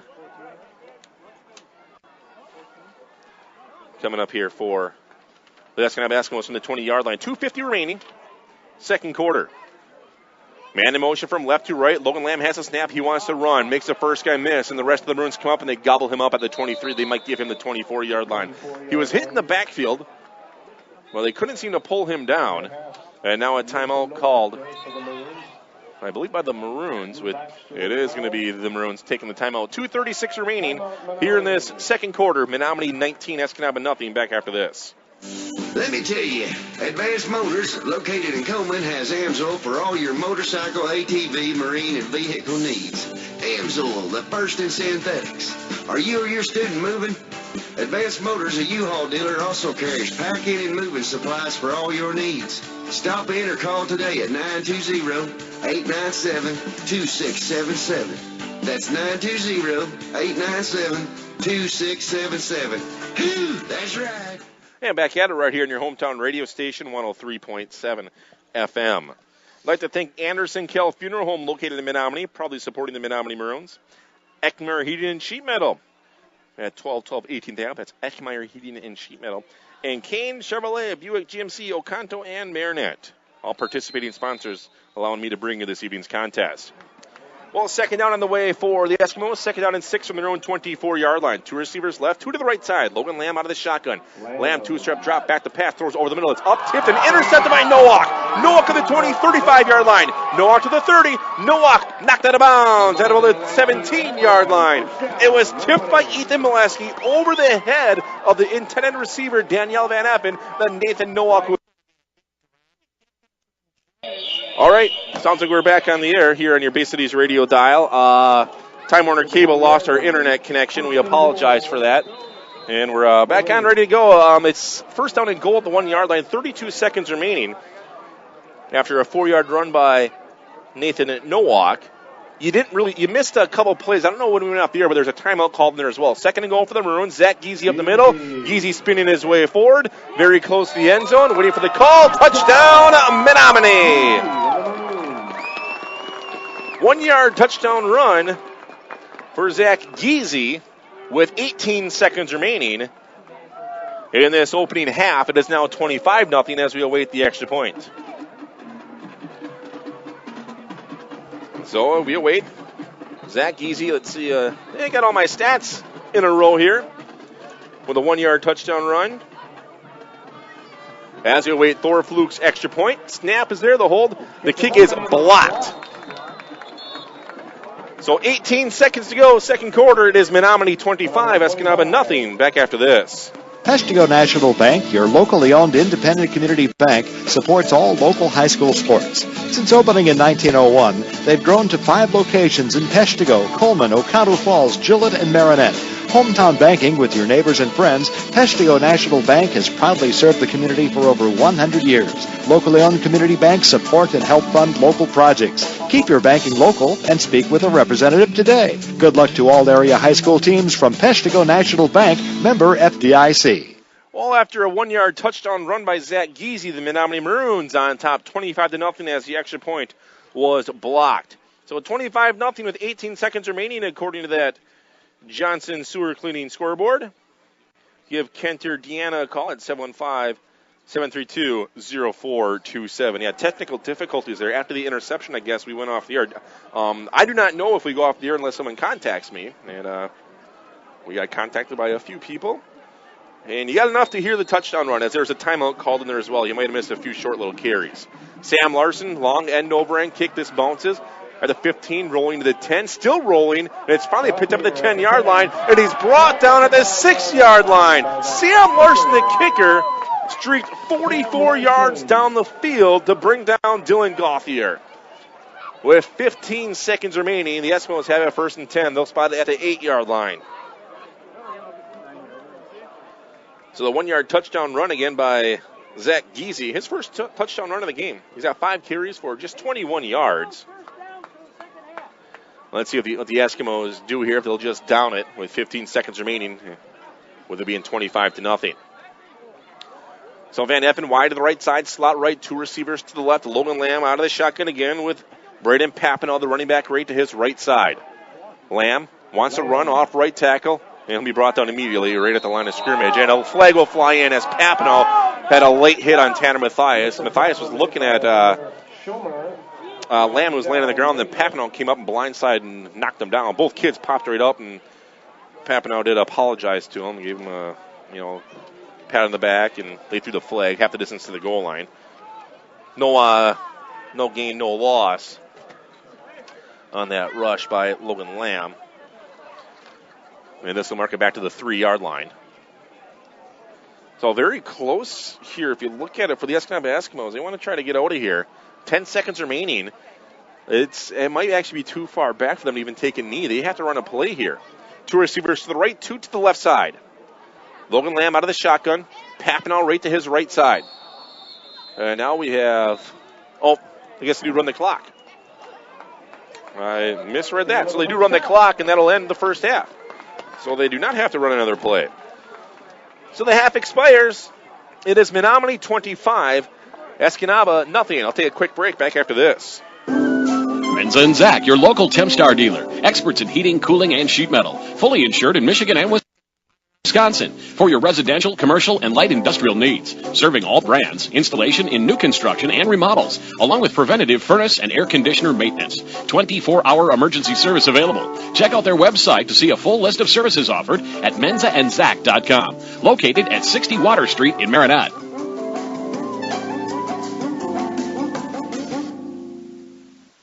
Hi, this is Paul, CEO of the Menominee County Federal Credit Union. We're proud to sponsor high school sports on Bay City Radio, and we encourage all of you to support high school athletics as well. We know there's no better way for our young people to learn the lessons of life than by competing in sports. The Menominee County Federal Credit Union, where you dream the dream, will help make it come true, with locations in Powers, Kearney, Stevenson, and Menominee. Persons living or working in Marinette and Menominee counties are eligible for membership. All right, back in right here in your hometown radio station, 103.7. Halftime, 25-0 Menominee over Escanaba. We're going to send it back to the studio for an MHSAA This Week in Sports. And back with more halftime after this on your Bay City's radio dial. Playing for something bigger, no 100-yard kick returns, and a case of being delusional. It's all next on This Week in High School Sports, presented by the Amber Alert Foundation. Hi again, everyone. I'm John Johnson, and welcome to This Week in High School Sports. The real wins in high school sports come in the values that our kids learn from playing them. That's especially true at this point in the fall sports season when we see the colors change, of school uniforms that is, to different shades of pink and camo as teams engage in programs to give back to the community, to raise awareness and money for different causes, and to salute those who have served our country. Saturday night at Okemos, two of the state's top soccer programs focus their rivalry on something bigger, pediatric cancer. Compete for a Cause drew a record crowd of over 2,000 to the Chieftain soccer field, where portable lights were brought in for the first night game there, and a festive atmosphere raised thousands of dollars. Players and coaches donned shirts with the names of loved ones who had battled cancer, and in catching up with Okemos team captain Josh Duran before the game, he said it took a great rivalry and made it even better. It was already a huge game to start with, and then you had a couple names on the back of shirts and a bigger cause than just a game. It's amazing. Okemos defeated Mason, the top-ranked team in Division II, 2-0, but everyone won Saturday night. And our Sparrow Health game balls this week go out to Caravan Dinan of Muskegon Reese Puffer, who medaled at the Greater Muskegon Athletic Association girls golf meet last week. The freshman carding in 85 for 18 holes while playing for the first time with a knee brace after it was discovered that she had a benign tumor in her right leg. And Dylan Fritz and David Binder of Owendale Gagetown each ran for 270 yards and combined for 9 touchdowns rushing in the Bulldogs' 80-28 8-player football victory over Akron Fairgrove. Where you go for care matters. Choose wisely. Choose Sparrow, the official health system of the MHSAA. Back with more in a moment. You're listening to This Week in High School Sports. Do you love me? When a child is abducted, the first 24 hours is critical. The Michigan Amber Alert program helps get the word out fast, and that can make all the difference. Will you care for me? All you have to do to help is check the box on your state income tax form to make a small donation that could save a child's life. Will you help? Check the box. This message is sponsored by the Michigan Amber Alert Foundation and the Michigan Association of Broadcasters. Our weekly Be the Referee segment will help you better understand the fine art of officiating with Mark Ewell. One of the biggest differences in high school football rules and those used in college and pro deal with kick returns. In the high school game, once a kick, a punt or kickoff, breaks the plane of the goal line, the ball is dead and a touchback is awarded. The key is the position of the ball. If the ball breaks the plane of the goal line, it's a touchback with no possibility for running the kick out of the end zone. It doesn't matter where the feet of the return man are located. That's why the longest possible kickoff return under high school rules is 99 yards. College and pro, those returners can run the ball out of the end zone for a potential score. Thanks, Mark. You can be a referee. Go online now to MHSAA.com to register. If you wonder why some parents behave the way they do, all tied up in knots over their children's athletic endeavors, I think I found an answer in a piece recently in the Washington Post. The headline read, "The number of parents who think their high school athlete will play pro sports is absurdly high." A new study conducted by National Public Radio, the Robert Wood Johnson Foundation, and the Harvard T.H. Chan School of Public Health called Sports and Health in America, found that 26% of parents of high school athletes hope their kids go on to play professional sports. Well, after I quit laughing, I read the rest of the article, which cited the numbers I've used before from the NCAA. Far less than 1% of high school baseball players will go pro, about 1% of draft-eligible college basketball players, 1.6% of college football players, and on it goes. School sports work to bring out the best in our kids, not just for a short time as athletes, but for a lifetime as tomorrow's community leaders. Kids should always want to do their best, and that is its own reward. I don't know how many times I've heard coaches tell their teams if they can give their best, they can live with the results, because in sports, like in life, the scoreboard isn't always going to be in your favor. But for 1 in 4 parents to believe their kids will be the best, it might just be another sign of the apocalypse. You've been listening to This Week in High School Sports, presented by the Amber Alert Foundation, a production of the MHSCA Network. Thanks for listening, everyone. I'm John Johnson. We'll see you next time. Check into cash. The cash you need today is waiting for you at Check into Cash. It's your money, so come in and get it. Get a payday advance today for up to $600. At Check into Cash, we make it quick, easy, and confidential. The cash you need is right here, so stop worrying and stop in to Check into Cash today. Borrowers often use payday advances over a period of months, which can be expensive. Restrictions apply. See store for details. Advance Auto Parts knows what makes a car guy a car guy. It's the commitment to maintain an engine through the 300,000-mile mark. It's burning the midnight oil to finish a job most guys would rather hand off. It's loyalty, and it's why there's speed perks from Advance Auto Parts. Spend $100 and get $20 off your next qualified purchase. No cards, no points, no nonsense. Advance Auto Parts, for guys who love getting under the hood. See store to sign up or visit speedperks.com for details. Hometown Radio, 103.7 FM. Esser Glass of Menominee has over 100 years of experience in the glass business. Visit the glazing contractors at Esser's for all your glass needs, such as general glass replacement in windows and frames, custom mirrors, insulated glass units, screen replacement, or frameless glass shower doors. Esser Glass is proud to be a Menominee Maroons sponsor in the community. Esser Glass at 821 7th Street in Menominee. Maroons, have a great season and good luck. Looking for a credit union that truly cares about you and the community you live in? Then you ought to stop and see the folks at Bayshore Credit Union. Membership is open to anyone living or working in Marinette, Menominee, and Oconto counties. Whether it's everyday banking, a new auto loan, new mortgage, even a consolidation loan, they can help. And it's never too early to start establishing good credit. Bayshore Credit Union, located at 1514 Cleveland Avenue, Marinette. They're looking forward to meeting you.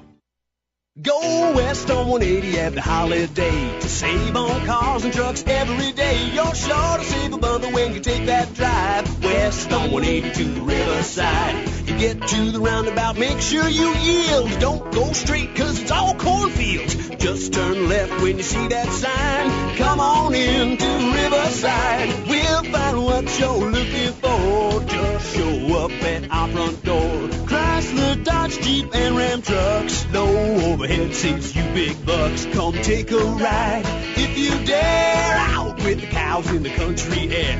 You save big money on your next ride when you see your friends at Riverside. From the west, take 64 until you get to our front door in Marinette. You're sure to save a bundle when you take that drive. One way or another, get to Riverside. One way or another, get to Riverside.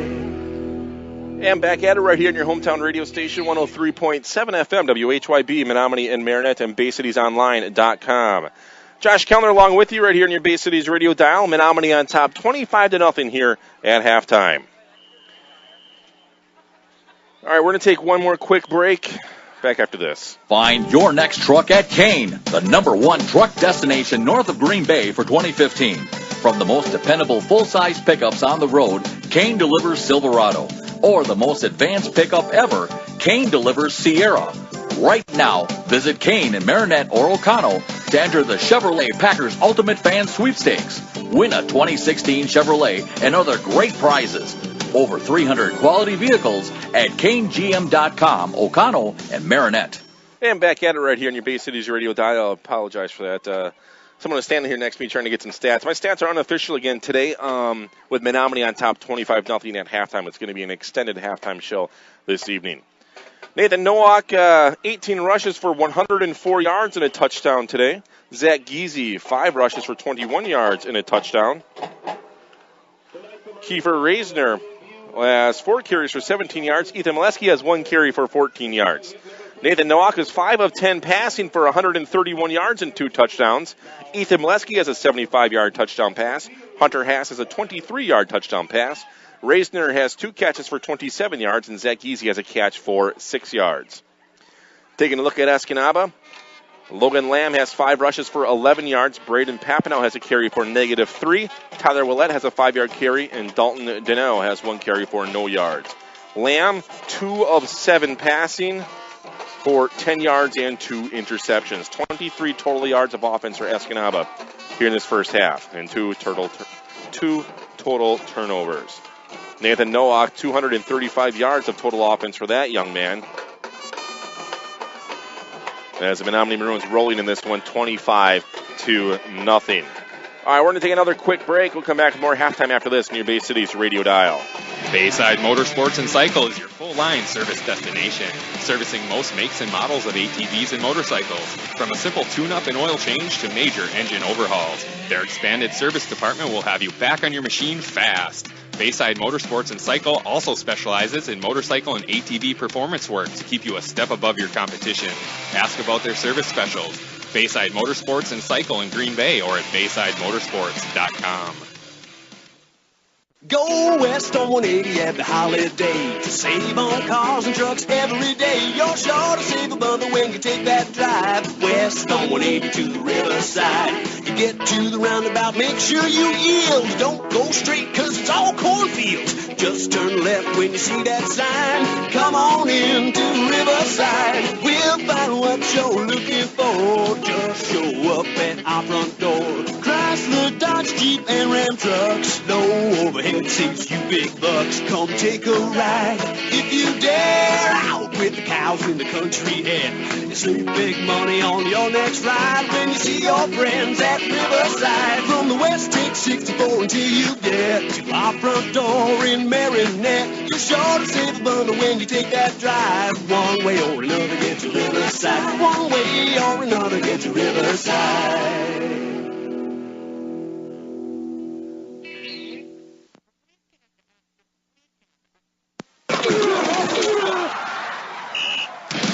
Esser Glass of Menominee has over 100 years of experience in the glass business. Visit the glazing contractors at Esser's for all your glass needs, such as general glass replacement in windows and frames, custom mirrors, insulated glass units, screen replacement, or frameless glass shower doors. Esser Glass is proud to be a Menominee Maroon sponsor in the community. Esser Glass at 821 7th Street in Menominee. Maroons, have a great season and good luck. Looking for a credit union that truly cares about you and the community you live in? Then you ought to stop and see the folks at Bayshore Credit Union. Membership is open to anyone living or working in Marinette, Menominee, and Oconto counties.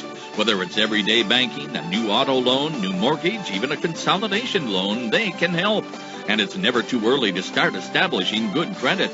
Bayshore Credit Union, located at 1514 Cleveland Avenue, Marinette. They're looking forward to meeting you.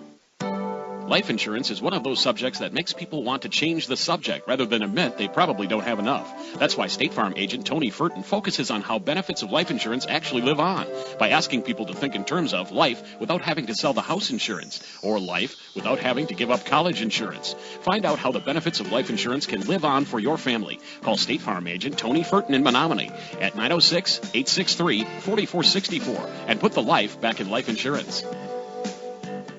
Prestige Auto Body and Truck Repair has over 25 years of experience to make your repairs fast, easy, and worry-free. With around-the-clock towing, electronic estimating, early drop-off, pickup, delivery, and the comfort of knowing Prestige Auto Body and Truck Repair is an iCar Gold Class shop, one of only 25 in the state, located on the corner of Highway 64 and 180 in Marinette. Call 715-732-4544. That's 715-732-4544 to get your estimate today.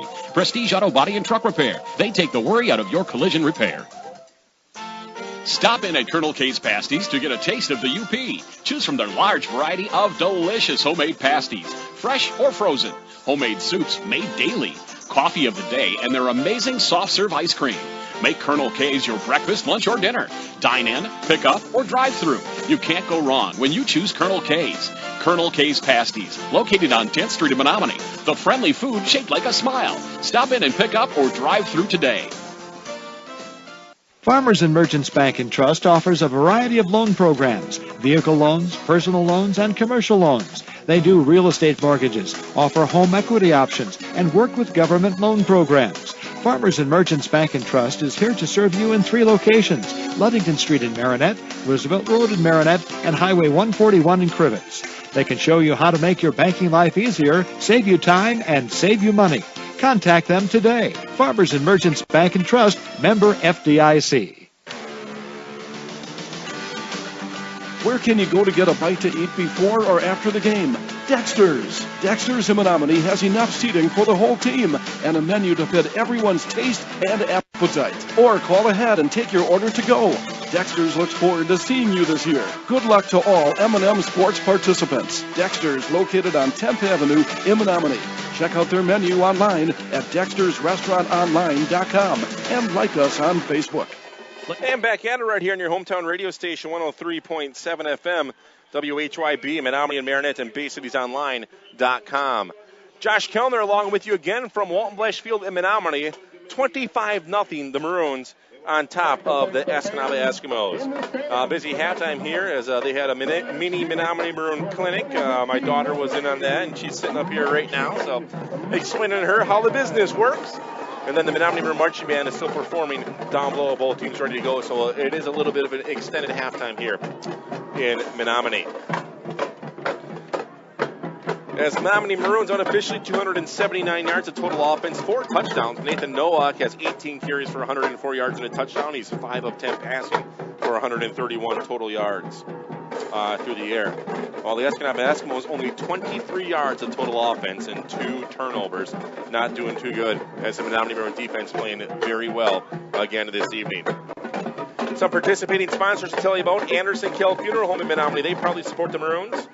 Ekmer Heating and Sheet Metal, 1212 18th Avenue, Menominee. Kane Chevrolet, Buick GMC, Oconto, and Marinette, driving you to the game. Again, halftime once again, 25-0, Menominee. Let me tell you, Advanced Motors, located in Coleman, has AMSOIL for all your motorcycle, ATV, marine, and vehicle needs. AMSOIL, the first in synthetics. Are you or your student moving? Advanced Motors, a U-Haul dealer, also carries packing and moving supplies for all your needs. Stop in or call today at 920-897-2677. That's 920-897-2677. Whew, that's right. And back at it right here on your Bay Cities radio dial.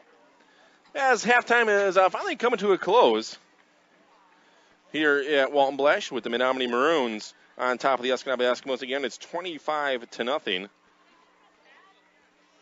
And the Eskimos will receive to open up the second quarter, or the second half, as they won the toss and deferred to start this contest. As we're a few moments away from getting underway. Kind of a discombobulated halftime here for everybody here with lots of stuff happening. And looks like we want to get underway here in a handful of seconds. And now we're ready to go. Escanaba going left to right on your Bay Cities radio dial. And Sam Larson will kick it off. High, long end, over-end kick. It bounces at the 10-yard line. It's finally fielded by Gauthier. Gauthier to the 20, to the 25-yard line, trying to make a few Maroons miss. And he's upended and hammered down. But at about the 30-yard line. An injured player on the far side of the field. He'll jump up and get off underneath his own power. A little shaken up a little bit to start this second half off. Let's see if the Menominee Maroon defense can stay hot, pitching a shutout here, 25-0. If they can get this one, they'll clinch at least, I believe, possibly a share of the GNC title, as they would have 3 wins in the Great Northern Conference, but they will actually clinch a playoff berth if they can hold off here for the final 24 minutes. 3 receivers to the right side. 1 to the left. Lamb wants to go up the middle off left tackle, breaking past a few tackles across the 35-yard line. The ball popped out at the 37-yard line, but they did happen to fall on it. And it will be a second down and short on the way here for the Eskimos. Gain of 9 on that rush for Logan Lamb. All the way to the 38-yard line is where they have it after the 9-yard run. So 20 yards on 6 carries for Logan Lamb. Second down and 1 from the left hash on their own 38-yard line. Lamb will hand it off now. Coming my way will be Papineau. Actually, it's Gauthier, I'm sorry. And Gauthier stood up going parallel with the line of scrimmage. He may have even lost a yard, but not much happening as Dylan Gauthier was in motion from the slot from left to right. And nothing really happening on that play. Never had a chance to develop. So nothing doing there. It will be third down and the yard still for Gauthier's first carry of the game. And the Eskimos, third down in the yard. They will break huddle. Wide to the left side. They will send Brandon Punzel. Van Effen wide to the right, slot left and slot right as well. Man in motion from left to right, and it looks like the Eskimos possibly jumped. As we wait to see. They're talking to the offensive lineman right now. Oh, no, his chin strap, I believe, was off. And so that's why they stopped the play, and they'll reset things. So third down in the yard for the Eskimos from the right hash of their own 38-yard line. 2 receivers right, 2 to the left side. Logan Lamb out of the shotgun. Man in motion is Soper from left to right. They fake the handoff. Lamb up the middle. Lamb is hit at the 40-yard line and has the first down to the 43. And a flag flies in as Tanner Mathias a little chippy. There's a late hit from an Escanaba player by Will Soper, and they catch Tanner Mathias for retaliating. I think the referee accidentally washed his flag with the Reds because it's not yellow. It's like a red flag. It looks a little reddish. 15-yard penalty on Menominee. Big penalty there on the Maroons. Unsportsmanlike conduct. It was a 4-yard run. This is going to be all the way to the Menominee 43-yard line. So it's a 4-yard pickup for Logan Lamb. And it will be first down and 10. 2 receivers left, 2 to the right side. Man in motion from left to right. And they hand it off up the middle. Big hole for Braden Papineau. And Papineau is across the 35-yard line and brought down to the Menominee 31-yard line. Their biggest gain of the night. 12-yard pickup there. Now second biggest gain of the night. As Braden Papineau gets out of the negative category. Picking up 12. First down and 10 to the 31-yard line. 2 receivers to the right, 2 to the left side. Logan Lamb out of the shotgun. Braden Papineau right to his left side. Man in motion is Willett from right to left. They fake the handoff to him. Lamb wants to keep it, and Lamb is gobbled up at the 30-yard line. He rolled his way forward to the 29. Let's see if they'll give him the 29 or spot it at the 30. They'll give him a gain of a yard. Second down and 9 for Logan Lamb. So the 1-yard pickup for Lamb.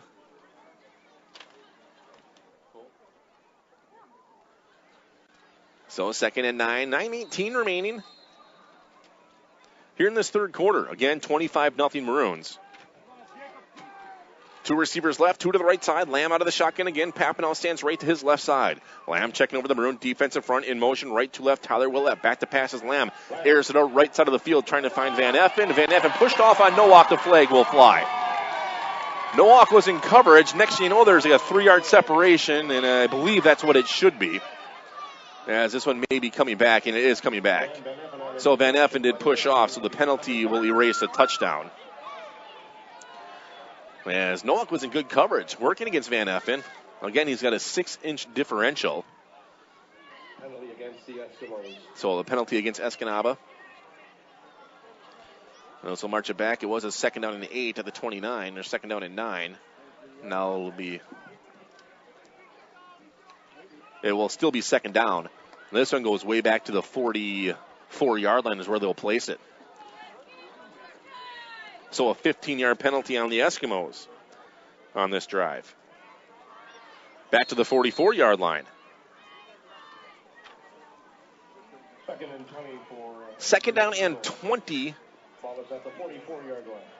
22, actually, for the Eskimos. 2 receivers left, 2 to the right side. Out of the shotgun again, Logan Lamb. And Lamb back to pass, 3-step drop, pressure coming, airs it left side, and it's through the hands of intended receiver Brandon Punzel. The Maroon defense is all over it. And it will fall incomplete and now force a third down and 23 is what it is. So Logan Lamb, the incomplete pass. He's now 2 of 8 for 10 total yards. Exiting is going to be William Soper, and Dylan Gauthier will check in with this long third down play. 3rd and 23 from their own 44-yard line, or from the Menominee 44-yard line. Again, they spread it out. 1 receiver to the left, now 3 wide to the right side. Lamb out of the shotgun with Pap now right to his left. And the Maroons show blitz, and now a timeout called by head coach Dave Howes of the Escanaba Eskimos. So timeout down below. We'll keep it right here. I mentioned some participating sponsors. Visit North Motorsports, the area's only full-line dealer of Honda, Can-Am, Ski-Doo, Sea-Doo, and Snapper outdoor products. From their friendly sales staff to their certified service technicians, they've got you covered. Visit North Motorsports at 3711 10th Street in Menominee, or give them a call at 906-863-5592. Pletchik Fabricating and Crane Rental, taking care of your steel fabricating, crane service, specialized transportation, and equipment moving needs for over 25 years. Located here in the Menominee-Marinette area. Anderson Kell Funeral Home, proudly supporting the Menominee Maroons. Eckmeyer Heating and Sheet Metal at 1212 18th Avenue in Menominee. Kane Chevrolet, Buick, GMC, Oconto, and Marinette, driving the game to you as a #1 truck destination north of Green Bay. 25-0 Menominee, 8:55 to go, third quarter. 3rd down and 23 on the way for the Eskimos after head coach Dave Howes just took a timeout. And they'll spread it out. 3 receivers to the right, 1 wide to the left side. Shotgun formation again for Logan Lamb with Braden Papanow directly behind him. Sam Larson showing blitz, and Papanow will hop on the left side. Now Larson will drop back. Back to pass Logan Lamb. They're trying to catch up with him. Maroon defense forces him out of the pocket. Now he wants to run. He's hammered down to the 40-yard line. Good blitz by the Menominee Maroons. The Eskimos picked it up. Not nicely, though. It actually just forced Lamb out of the pocket. He had nowhere to go but run. Drew Baxter credited with the tackle there. A gain of a couple for Logan Lamb. Actually, a gain of a few to give him a gain of 5 to the Menominee 39-yard line. So all that and that scramble is a gain of 5 for Lamb. And it'll be a 4th down and 18 now from the Menominee 39-yard line. They'll line up to go for it. 2 receivers left, 2 to the right side. Again, Lamb out of the shotgun. Papanow wait to his right side. And Lamb has a snap, 2-step drop, back to pass. Pressure now coming, wants to air it out right side of the field. It's up, and it is tipped and knocked out of bounds. Good defense of pressure as Nathan Nowak then in coverage, and Ethan Molesky coming to help. A high pass, trying to find again Van Effen. Too high for Van Effen. It went off his fingertips. If he would have caught it, he would have been well out of bounds because of the good defensive play by the defensive backs by Menominee. So the pass will fall incomplete, and the Eskimos turn it over on downs to the Menominee Maroons. And so we will see them on the field for the first time this half. Let's see the offensive adjustments by head coach Joe Noah. 1st down and 10 for Menominee. At their own 39-yard line, they lead this one 25-0, 8:05 to go, 3rd quarter. Single wing formation, power to the right side for the Maroons. Giese and Nowak into the backfield. Nowak wants to run off left tackle. He runs over an Eskimo, and he gains another yard after he's brought down by William Soper after he leveled him to take the ball to the 44-yard line.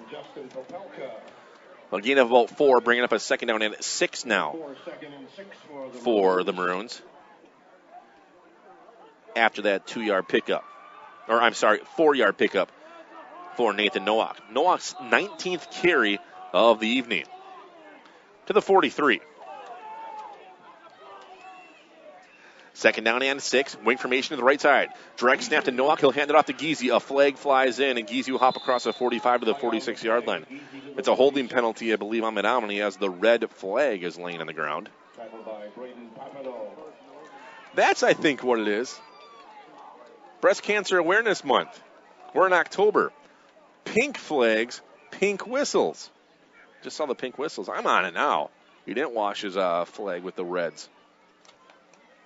They got the pink beanbag. It's really strange to see something like that at the high school level. 15-yard or 10-yard penalty on Menominee because of the holding penalty. This puts it back to the 34. 2nd down and 15 now for the Maroons. Single wing formation with Ethan Molesky wide to the left side. Nowak and Giese into the backfield for Menominee. Nowak a hard count. Molesky goes in motion from left to right. Nowak looking to pass. Now he wants to run. Nowak cuts it up to the 35, gets the edge of the 40, makes a man miss. Stutter steps to the sideline on the far side, and he's knocked out of bounds near the 45-yard line. Looked like at first Molesky wanted to possibly pass, but he saw a seam. Then he took it and ran. And he'll gain about 10 yards, so he gained the penalty back, and now a timeout called. Or the clock stops, rather. They're trying to stop the clock. It was ticking out. They stopped because he did go out of bounds on that far side. So the 10-yard pickup for Nathan Nowak. So 10 yards for Nowak. And it's 3rd down and 5, back to the 44-yard line. Their own 44 on the right hash. Wing formation, single wing, power to the right side. And Nowak has a snap, off right tackle with Giese leading the way. He'll cut it to the outside, across midfield, Nowak. Nowak to the 40, Nathan Nowak still on his feet to the 30-yard line and brought down from behind, dragging Eskimos with him to the 26-yard line. Nice run by Nathan Nowak again for the Menominee Maroons. They're attacking him high from behind and pulling him down as he gets the edge. Well, it's actually going to be spotted at the 28-yard line. Either way, nice run for Nathan Nowak. 26-yard pickup there.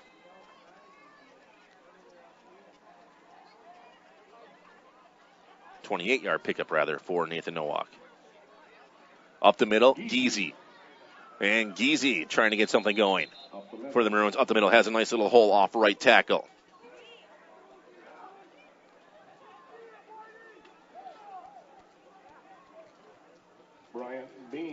As Giese gains about 5 yards. Actually, we'll give Giese 6 yards to bring up a 2nd down and long 4. 2nd down and 5. We'll give him 5. So Zach Giese picks up 5 yards. At the Escanaba 24-yard line. Wing formation with Haas, power to the left side. Up the middle again. It's Reisner this time. Kiefer Reisner to the 15. Reisner to the 10-yard line and brought down. So Kiefer Reisner gets some action in at fullback. All the way to about let's see if they're spotted at the 10-yard line or the 9.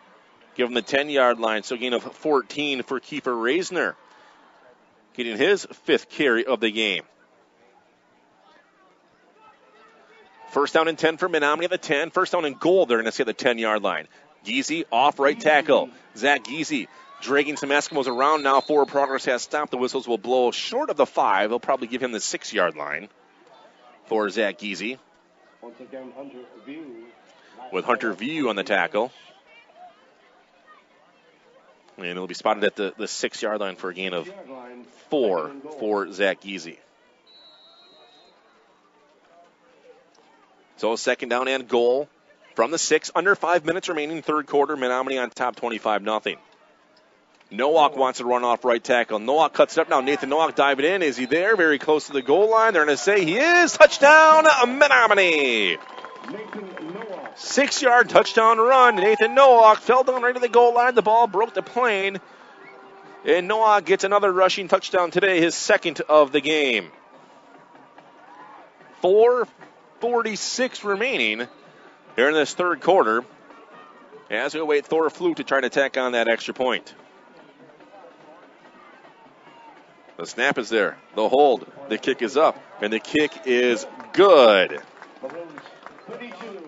It is Menominee 32. Escanaba nothing. Back after this. Peshtigo National Bank, your locally owned independent community bank, supports all local high school sports. Since opening in 1901, they've grown to 5 locations in Peshtigo, Coleman, Oconto Falls, Gillett, and Marinette. Hometown banking with your neighbors and friends, Peshtigo National Bank has proudly served the community for over 100 years. Locally owned community banks support and help fund local projects. Keep your banking local and speak with a representative today. Good luck to all area high school teams from Peshtigo National Bank, member FDIC. Back at it right here on your hometown radio station, 103.7 FM, WHYB, Menominee and Marinette. 32-0 in favor of the Menominee Maroons over the Escanaba Eskimos after a 6-yard touchdown run by Nathan Nowak. Thor Fluke's extra point being good. The Johnson-Stewart leading scoreboard officially 32-0. 4:46 to go, 3rd quarter. Hey, give Kent or Deanna a call at 715-732-0427. Sam Larson, high end over end kick. Gauthier on the run at the 11-yard line. He'll take it to the 15-20, trying to go to the outside of the far side. He's knocked out of bounds, shy of the 30. So Kiefer Reisner on the tackle that time for the Menominee Maroons. First down, Esky. First down and a 10 at the 29-yard line on that far side of the field is where they will place it. As the Menominee Maroon defense playing extremely well tonight. 54 total yards by the Eskimos. They have it on their own 28-yard line to start this drive. We're in the third quarter here. Two receivers left. Wing on the right side out of the shotgun again, Logan Lamb. So Lamb under center wants to hand it off to the wing from left to right. It's going to be Gauthier, and Gauthier nowhere to go. Might have got a yard. Drew Baxter on the tackle for the Menominee Maroons. They'll give him a short gain to the 29-yard line for the 1-yard pickup. So 1-yard gain coming up for Gauthier. His second carry of the game, his first positive yard. With Menominee on top 32-0. Two receivers to the left, the wing on the right side as well for the Eskimos. The wing on the slot receiver in motion left to right. Pressure now coming as Lamb bootlegs to the right side, throws it inside of the hands, incomplete by Tyler Willett. Lamb was about 7 yards away from Willett. On the run, he lasered that one at him. He wound up and zipped it, and it went right off the palms and fell incomplete to Willett. If he would have caught the ball, it would have been no gain, no loss anyways. But the pass will fall incomplete, and the Eskimos will have a third down and 9. It's another incompletion for Logan Lamb. He's 2 of 10 now. And they'll break huddle here. Third down and 9 from their own 29-yard line. Two receivers to the right, two to the left. Out of the shotgun again, it's Lamb. Lamb, two-step drop, back to pass, looks left, zips it left side, and it's low and incomplete. The Maroons in zone coverage. Trying to find this time, looking for Dalton Dano, then it will drop incomplete. So Dalton Dano couldn't seem to get it as it was well short. Actually, it was Josh Simmons, the intended receiver. And it will be fourth down and 9 from their own 29-yard line. The Eskimos line up to punt this one away. Ethan Molesky back at his own 37-yard line. As you await, Soper to kick this one off. High snap, he'll get it. And he'll get a footnote. It's actually Logan Lamb, the punter. This will bounce at the 40 and roll, and actually is then into the 47 or 48-yard line. It is finally down to short kick into Menominee territory from Lamb, and first down and 10 for the Maroons on their own 48 is where they will spot this one. So first down and 10 Menominee after just scoring on a 6-yard touchdown run by Nathan Nowak. 46 plays, unofficially 350 yards of offense for Menominee. They average over 400 yards a game. With 3:47 to go, third quarter. Single wing formation, powered to the right side with Ethan Molesky. Nowak and Giese into the backfield from their own 47-yard line it is. Nowak wants to run off left tackle into Escanaba territory, then driven backwards to the 47. Should be about a 6-yard gain for Nathan Nowak off the left side. So a nice little run again for Nowak. Gee, short gain. Gain of 3. Okay, there. Now they respotted it. I was right. It was a 6-yard gain. All the way to the 47-yard line. So a 6-yard pickup for Nathan Nowak. Thought that looked funny on the far side when they had to replace the ball. Winged formation off to the right side again. It's Nathan Nowak. He'll hand it off to Haas. Haas, big hole to the 40. Hunter Haas, 35-yard line to the 30. Hunter Haas knocked out of bounds inside the 20 to the 17-yard line. Nice run by Hunter Haas in the trap play. As Hunter Haas takes it all the way to the Escanaba 16-yard line for a 31-yard gain. And, of course, a Maroon first down with Hunter Haas getting the call. Haas's first run tonight. And it's a nice one of 31 yards. And first down and 10 now for Menominee. From the Esky 16, up the middle. It's to the 10-yard line on his way to the close to the 5-yard line. A new running back, Josh Hansen for Menominee. I had to double check that. I saw a 40, and I'm like, it's not Giese Razor. The 4 throws you off, and it was Josh Hansen. So some new Maroons in there, and Hansen takes it to the 5-yard line is where they're going to spot that one. So an 11-yard pickup for Josh Hansen. And the Maroons have a first down and a goal. And now a timeout called by Escanaba with 2:31 remaining in this third quarter. It is 32-0 Menominee. Back after this. Menards is a place to save big money on all your home improvement needs. Whether you're building or remodeling, Menards has everything you need for your home under one roof. From building materials and tools to paint, carpeting, cabinets, and all the finishing touches, you'll find quality products, helpful, friendly service, and delivery 7 days a week. And at Menards, you'll always find the lowest prices and sales, too. Save big money at Menards. Let me tell you, Advanced Motors, located in Coleman, has AMSOIL for all your motorcycle, ATV, marine, and vehicle needs. AMSOIL, the first in synthetics. Are you or your student moving? Advanced Motors, a U-Haul dealer, also carries packing and moving supplies for all your needs. Stop in or call today at 920-897-2677. That's 920-897-2677. Whew, that's right. Well, 2:31 remaining third quarter after the timeout. Wing formation, power to the left side for Menominee. Josh Hansen has a call up the middle. Hansen trying to break through some Escanaba defenders, and he cannot do so. He stood up at the line of scrimmage and brought down. Hansen with the ball, no gain. So no gain for Josh Hansen, with the Menominee Maroons getting a new backfield in there. Kiefer Reisner is in at tailback. Get out your 50 tickets. Spencer Howell was on the wing that play. So let's see what the Maroons do here. Also is Bryce Ranta getting some playing time. Spencer Howell, wing to the left side. Kiefer Reisner to the backfield. Reisner and Hansen back there. Ranta a wing to the right. Hansen up the middle. Josh Hansen pushing his way forward. He's there. Touchdown, Menominee. Josh Hansen from 5 yards away for the Maroons gets a touchdown.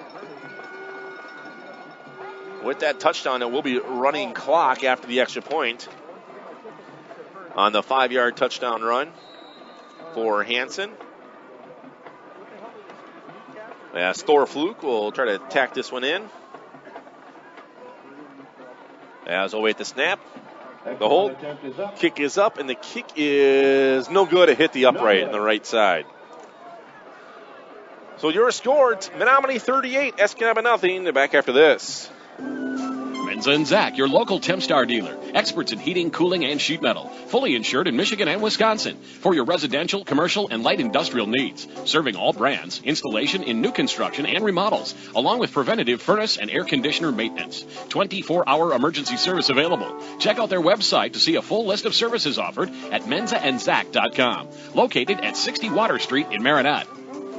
Well, after the 5-yard touchdown run by Josh Hansen, the extra point failed by the Menominee Maroons, but they lead it 38-0 over the Escanaba Eskimos with 1:55 remaining in the third quarter, according to that Johnson Sewer Cleaning scoreboard. Give Kent or Deanna a call, 715-732-0427. I'd also like to thank Ekman Heating and Sheet Metal at 1212 18th Avenue in Menominee. Well, Sam Larson has the ball teed up at the 40. As Dylan Gauthier back deep to return this one from Larson.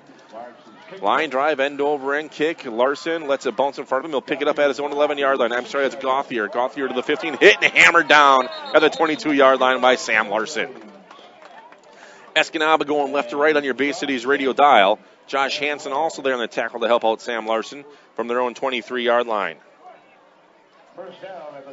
So 1 minute, 50 seconds to go, third quarter. Running clock will begin momentarily, with it being 38-0. And the official wants the running clock to get going. Now, here we go.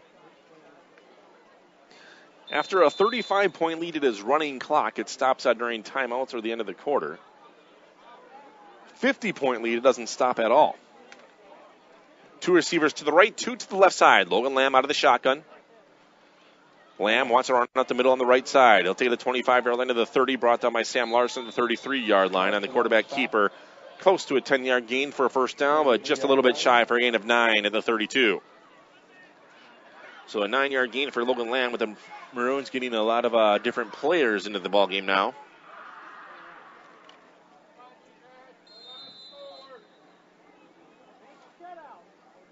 So it'll be a second down and a yard from the 32-yard line. Two receivers right, two to the left. Lamb out of the shotgun. He will hand it off. Big hole for Papanow to the 40, and he's brought down by Sam Larson and Hunter Haas at the 44-yard line. Gillo spotted the 45 on the run. 13-yard pickup for Papineau. So Braden Papineau, his third carry today. He's got 22 total yards with 30 seconds remaining in the third quarter. Two receivers left, one to the right side. Out of the shotgun again, Logan Lamb. Papineau stands right to his right side. Man in motion, the wing from left to right. And they're going to hand it off to him. Coming our way is Soper. Soper is hit and brought down by Peyton Molesky immediately. Will Soper nowhere to go with Peyton all over him. Let's see if they give him a short gain. Not much going that time for Soper. Getting his first carry tonight. They'll give him a short gain of a yard. And that will be the end of the third quarter. 38-0 Menominee. Back after this in your Bay City's radio dial. Menza and Zach, your local Tempstar dealer. Experts in heating, cooling, and sheet metal. Fully insured in Michigan and Wisconsin. For your residential, commercial, and light industrial needs. Serving all brands. Installation in new construction and remodels. Along with preventative furnace and air conditioner maintenance. 24-hour emergency service available. Check out their website to see a full list of services offered at menzaandzach.com. Located at 60 Water Street in Marinette.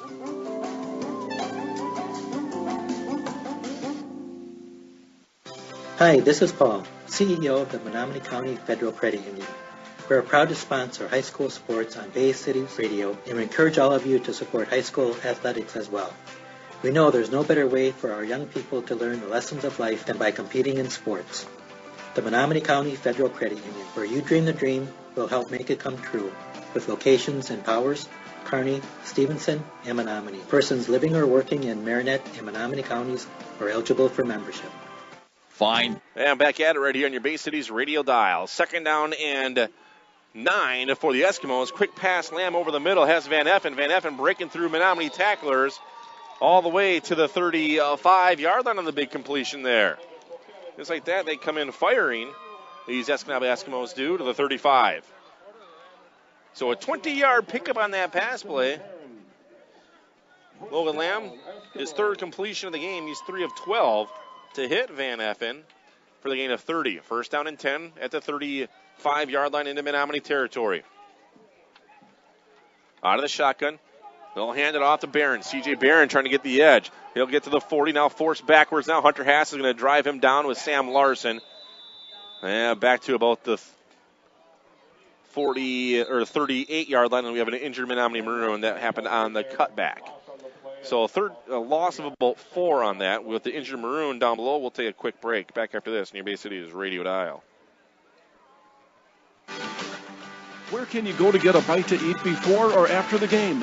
Dexter's. Dexter's in Menominee has enough seating for the whole team and a menu to fit everyone's taste and appetite. Or call ahead and take your order to go.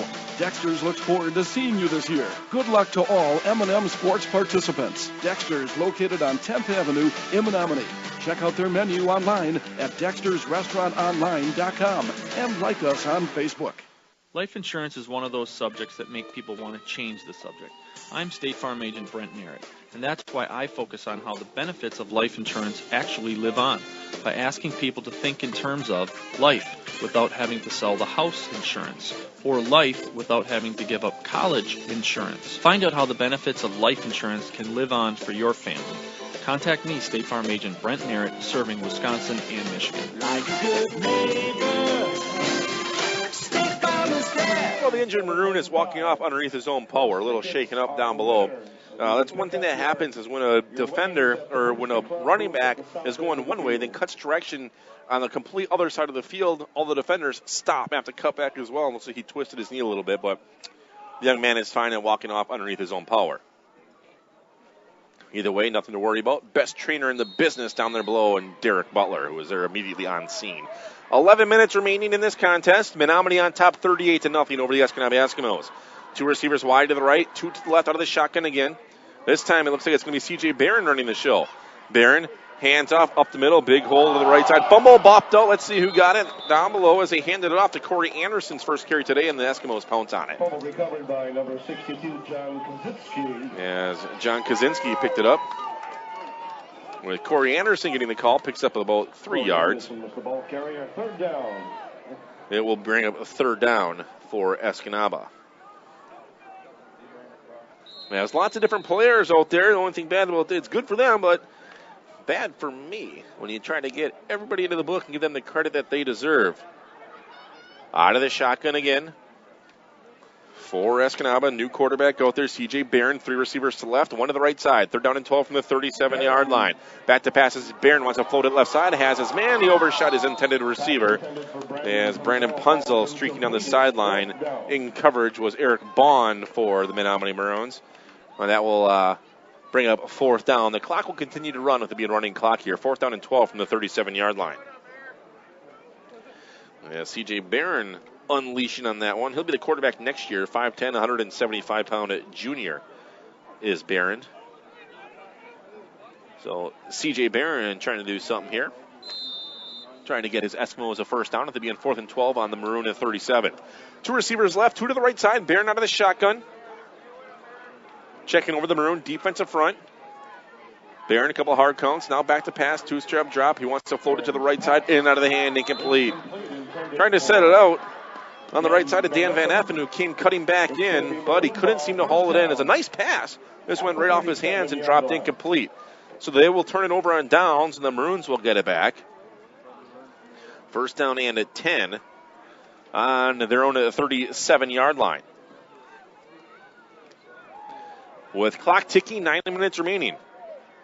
This should be a fast 9 minutes with a running clock. Kiefer Reisner runs in. He'll run the tailback position. We'll look for a lot of fullback and wingback plays coming up here. Kiefer will touch it from time to time. And another player runs back into the last second for Menominee, as they were missing someone. Here we go. Bryce Ranta, wing to the right side. Sam Larson in at fullback. And up the middle will be Kiefer Reisner to run. Reisner trying to get the edge, and he does to the 40. Kiefer Reisner to the 45, makes a man miss across midfield. Kiefer Reisner to the 40. Kiefer Reisner to the Esky 30, still out of shape to the 20, to the 15, to the 10, 5. Touchdown, Menominee. All Kiefer Reisner making the run, and he took it to the house. Nice hole was created. Bryce Ranta had a key block. Then Reisner sprung it and took it all the way for another Menominee Maroon touchdown. A 63-yard touchdown run for Kiefer Reisner. And the clock does stop here with the extra point getting ready to come on. And as we await the Maroons to run in some more players, as they're missing someone on the extra point attempt. As Thor Fluke will try to kick this one through. It's up, and it is good. Thor Fluke hammers home the extra point. It's Menominee 45, Escanaba nothing. Back after this. Menards is a place to save big money on all your home improvement needs. Whether you're building or remodeling, Menards has everything you need for your home under one roof. From building materials and tools to paint, carpeting, cabinets, and all the finishing touches, you'll find quality products, helpful, friendly service, and delivery 7 days a week. And at Menards, you'll always find the lowest prices and sales, too. Save big money at Menards. And back at it right here in your hometown radio station after a 63-yard touchdown run by Kiefer Reisner. Thor Fluke's extra point being good. The lead now 45-0 over Escanaba for the Menominee Maroons, according to that Johnson Sewer Cleaning scoreboard. 8 minutes, 18 seconds remaining in this contest. It's a running clock. The clock not running on the kickoff, though. It would if it was a 50-point lead, but that does not happen. 35-point lead, it's running clock, except on timeouts and on scores. 50-point lead, the clock just doesn't stop. So Sam Larson tees the ball up at the 40, but the ball does not want to stay up, and the wind blows it off. As back deep to return this one, again, is Dylan Gauthier. As Larson tees it up again. Here comes the approach by Sam. Line drive, end over and kick, bounces to the 10. Then it takes a big Escanaba bounce and roll out of bounds. He hammered that one off of his toe. It just took a terrible bounce and it will fall out of bounds at about the 7-yard line. One thing I got to give credit to is the Menominee Maroon special teams unit when they go for the extra points. We always say who's kicking in. It's Thor Fluke, but there's more people involved with that. Hunter Poquette is the holder, and Andrew Auger is the snapper for the Menominee Maroons. They've been doing a pretty good job all season. So the penalty on Menominee. And it'll be first down and 10 for the Eskimos from the 35-yard line.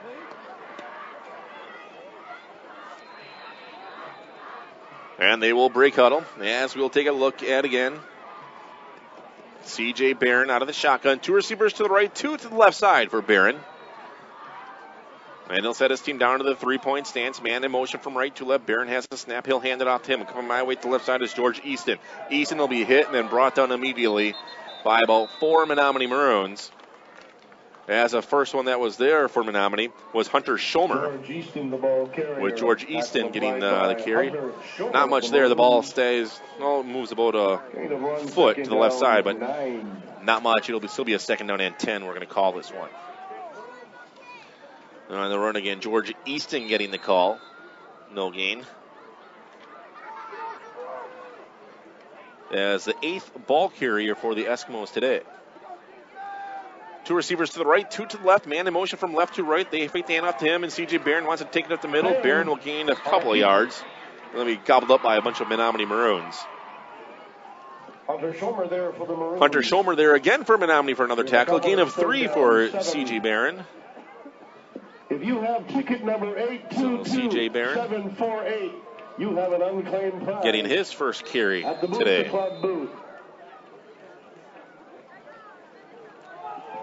And the Eskimos will break huddle from their own 38-yard line. 2 receivers to the right, 2 to the left again for Barron. Out of the shotgun. Barron, 1-step drop back to pass, floats at center of the field. It's up and it's caught at the 45-yard line in Menominee territory to the 40.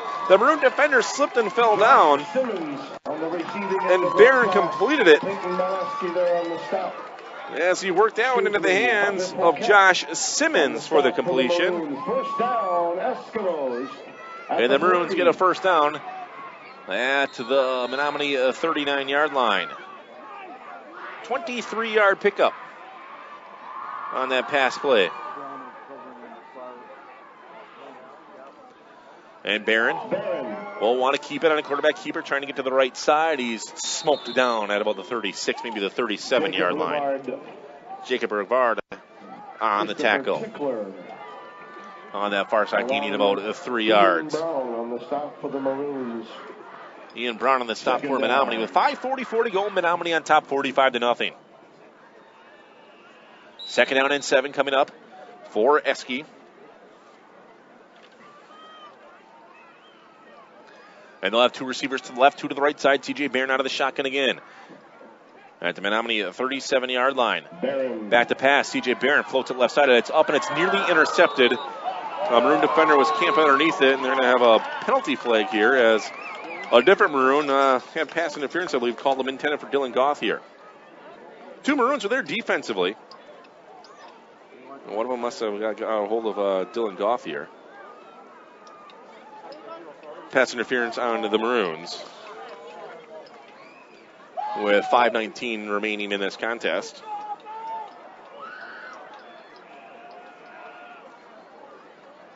So they'll be automatic first down. They'll move the chains. Against the Maroons. Against Menominee. 45-0 Maroons. First down Escanaba at the 23-yard line is where they will place the ball. So C.J. Barron has a call from head coach Dave Howes. And he will break huddle. So first down and 10. 2 receivers left, 2 to the right side for Barron, standing right to his right side. There's Joe Walker, I believe. And Barron has the ball fumbled. It's on the ground right now. And it's actually Corey Anderson, who was back to him. They handed it off to Anderson, and Anderson bobbled the handoff. He fell on it, though. And it will be second down. No gain, no loss. So Corey Anderson, his second carry today, he's got 3 yards.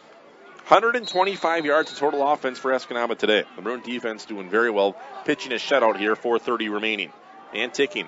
Second down and 10 from the 23-yard line in Menominee territory. 3 receivers left, 1 to the right side. Barron wants to run to the left side, sweeping. He'll take it to the 20, go against the grain now, and the Maroons will catch up with him at the 15-yard line. So it should be very close to the first down marker to the 15-yard line. It will be a third down and about a yard after the gain of 8. So 8-yard pickup. 31. They're down on a long yard on the way here. 15-yard line. It's the 8-yard pickup for C.J. Barron. And the Eskimos will break huddle. 3:55 remaining. 2 receivers to the right, 2 to the left side. Out of the shotgun again will be C.J. Barron. Barron with a running back and Anderson right to his right side. Man in motion from left to right. They're going to hand it off to him. Big hole cutting back to the right side will be Gauthier. Gauthier to the 10, Gauthier to the 5. Touchdown, Escanaba. So Dylan Gauthier gets a 15-yard touchdown run. And the Eskimos get some points on the board. Dylan Gauthier in for the score. Dylan Gauthier's third carry today. As we await their extra point with 3:41 remaining. As we await their extra point coming from Terrence Butrin. Kicks up, it's high. And it is good. 45-7, Menominee on top of Escanaba. 3:41 remaining. Back after this. Advanced Motors, located in Coleman, has AMSOIL for all your motorcycle, ATV, marine, and vehicle needs. AMSOIL, the first in synthetics. Are you or your student moving? Advanced Motors, a U-Haul dealer, also carries packing and moving supplies for all your needs. Stop in or call today at 920-897-2677. That's 920-897-2677. Whew, that's right. Well, after a 15-yard touchdown run by Dylan Gauthier and their extra point being good, the Escanaba Eskimos get some points on the board, as it is now 45-7 in favor of the Menominee Maroons with 3:41 remaining in this game. According to that Johnson Sewer Clean scoreboard, it stays the way it is. The Maroons will be heading into the playoffs for the 20th straight year. 20 years in a row making the playoffs with the win tonight, as they'll jump to 6 wins and no losses. Hunter Haas and Keeper Razor back to you to return this one for Menominee. And do not forget about Kane Chevrolet, Buick GMC, and Oconto and Marinette driving you to the game as the #1 truck destination north of Green Bay. As we await them to kick this one off. Again, Haas and Razor back to return this one. Short kick, bouncing, fielded by Razor. He'll pick it up at his own 12-yard line to the 20. Razor to the 30. Keeper Razor runs over an Eskimo to the 38-yard line. Nice little return for Kiefer Razor with 3:30 remaining in this contest. And first down and 10 now for the Menominee Maroons. They'll spot the ball on the 39 and the return by Razor. First down, Maroons. Again, Menominee leads this one 45-7. 3:10 remaining. They will travel to Medford next Friday night, a game you'll catch right here on your Bay Cities radio dial for a 7 o'clock kickoff. As we head west of Antigo, hop on 64, stay right on it, head towards Minnesota until you get to Medford. Bryce Ranta, a wing to the left side. As the Maroons line up in victory formation, Kiefer Razor under center, just watching the clock. He's actually watching the back official. When he puts his hand up in the air, you know there's 10 seconds left. Then when he starts to shift his hand, counting seconds, that begins at 5 seconds left. So Razor will get it and take a knee with 2:40 remaining. Back to the 39-yard line. Second down. Really, actually, no gain, no loss on the knee by Razor. It just goes against keeper Razor, his rushes. Second down and 10 from the 39. With 2:23 to go. So again, Menominee will jump to 6 wins and no losses on the season. 3-0 out of the Great Northern Conference. Their only GNC contest left will be in Marquette on week 9. As Razor checks out that back official, the clock begins, and he will set his team down to the 3-point stance in victory formation. He will take the knee and down it again with 2 minutes remaining. So Maroons just trying to get out of this one with 1:50 and ticking. Well, North Motorsports, the area's only full-line dealer of Honda, Can-Am, Ski-Doo, Sea-Doo, and Snapper outdoor products. Stop in and check them out at 3711 10th Street, Menominee, or call them 906-863-5592. Third down on the way for the Maroons from the 39-yard line. And Keeper Razor will get under center again in victory formation with 1:27 remaining and ticking. Do not forget about Anderson Kell Funeral Home in Menominee, proudly supporting the Maroons. And Plechik Fabricating and Crane Rental. Taking care of your steel fabricating, crane service, and specialized transportation and equipment moving needs.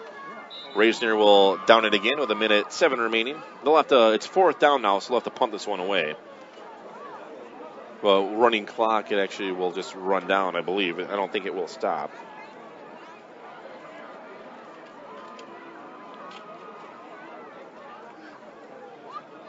And they will line up with it being 4th down and 48 seconds remaining.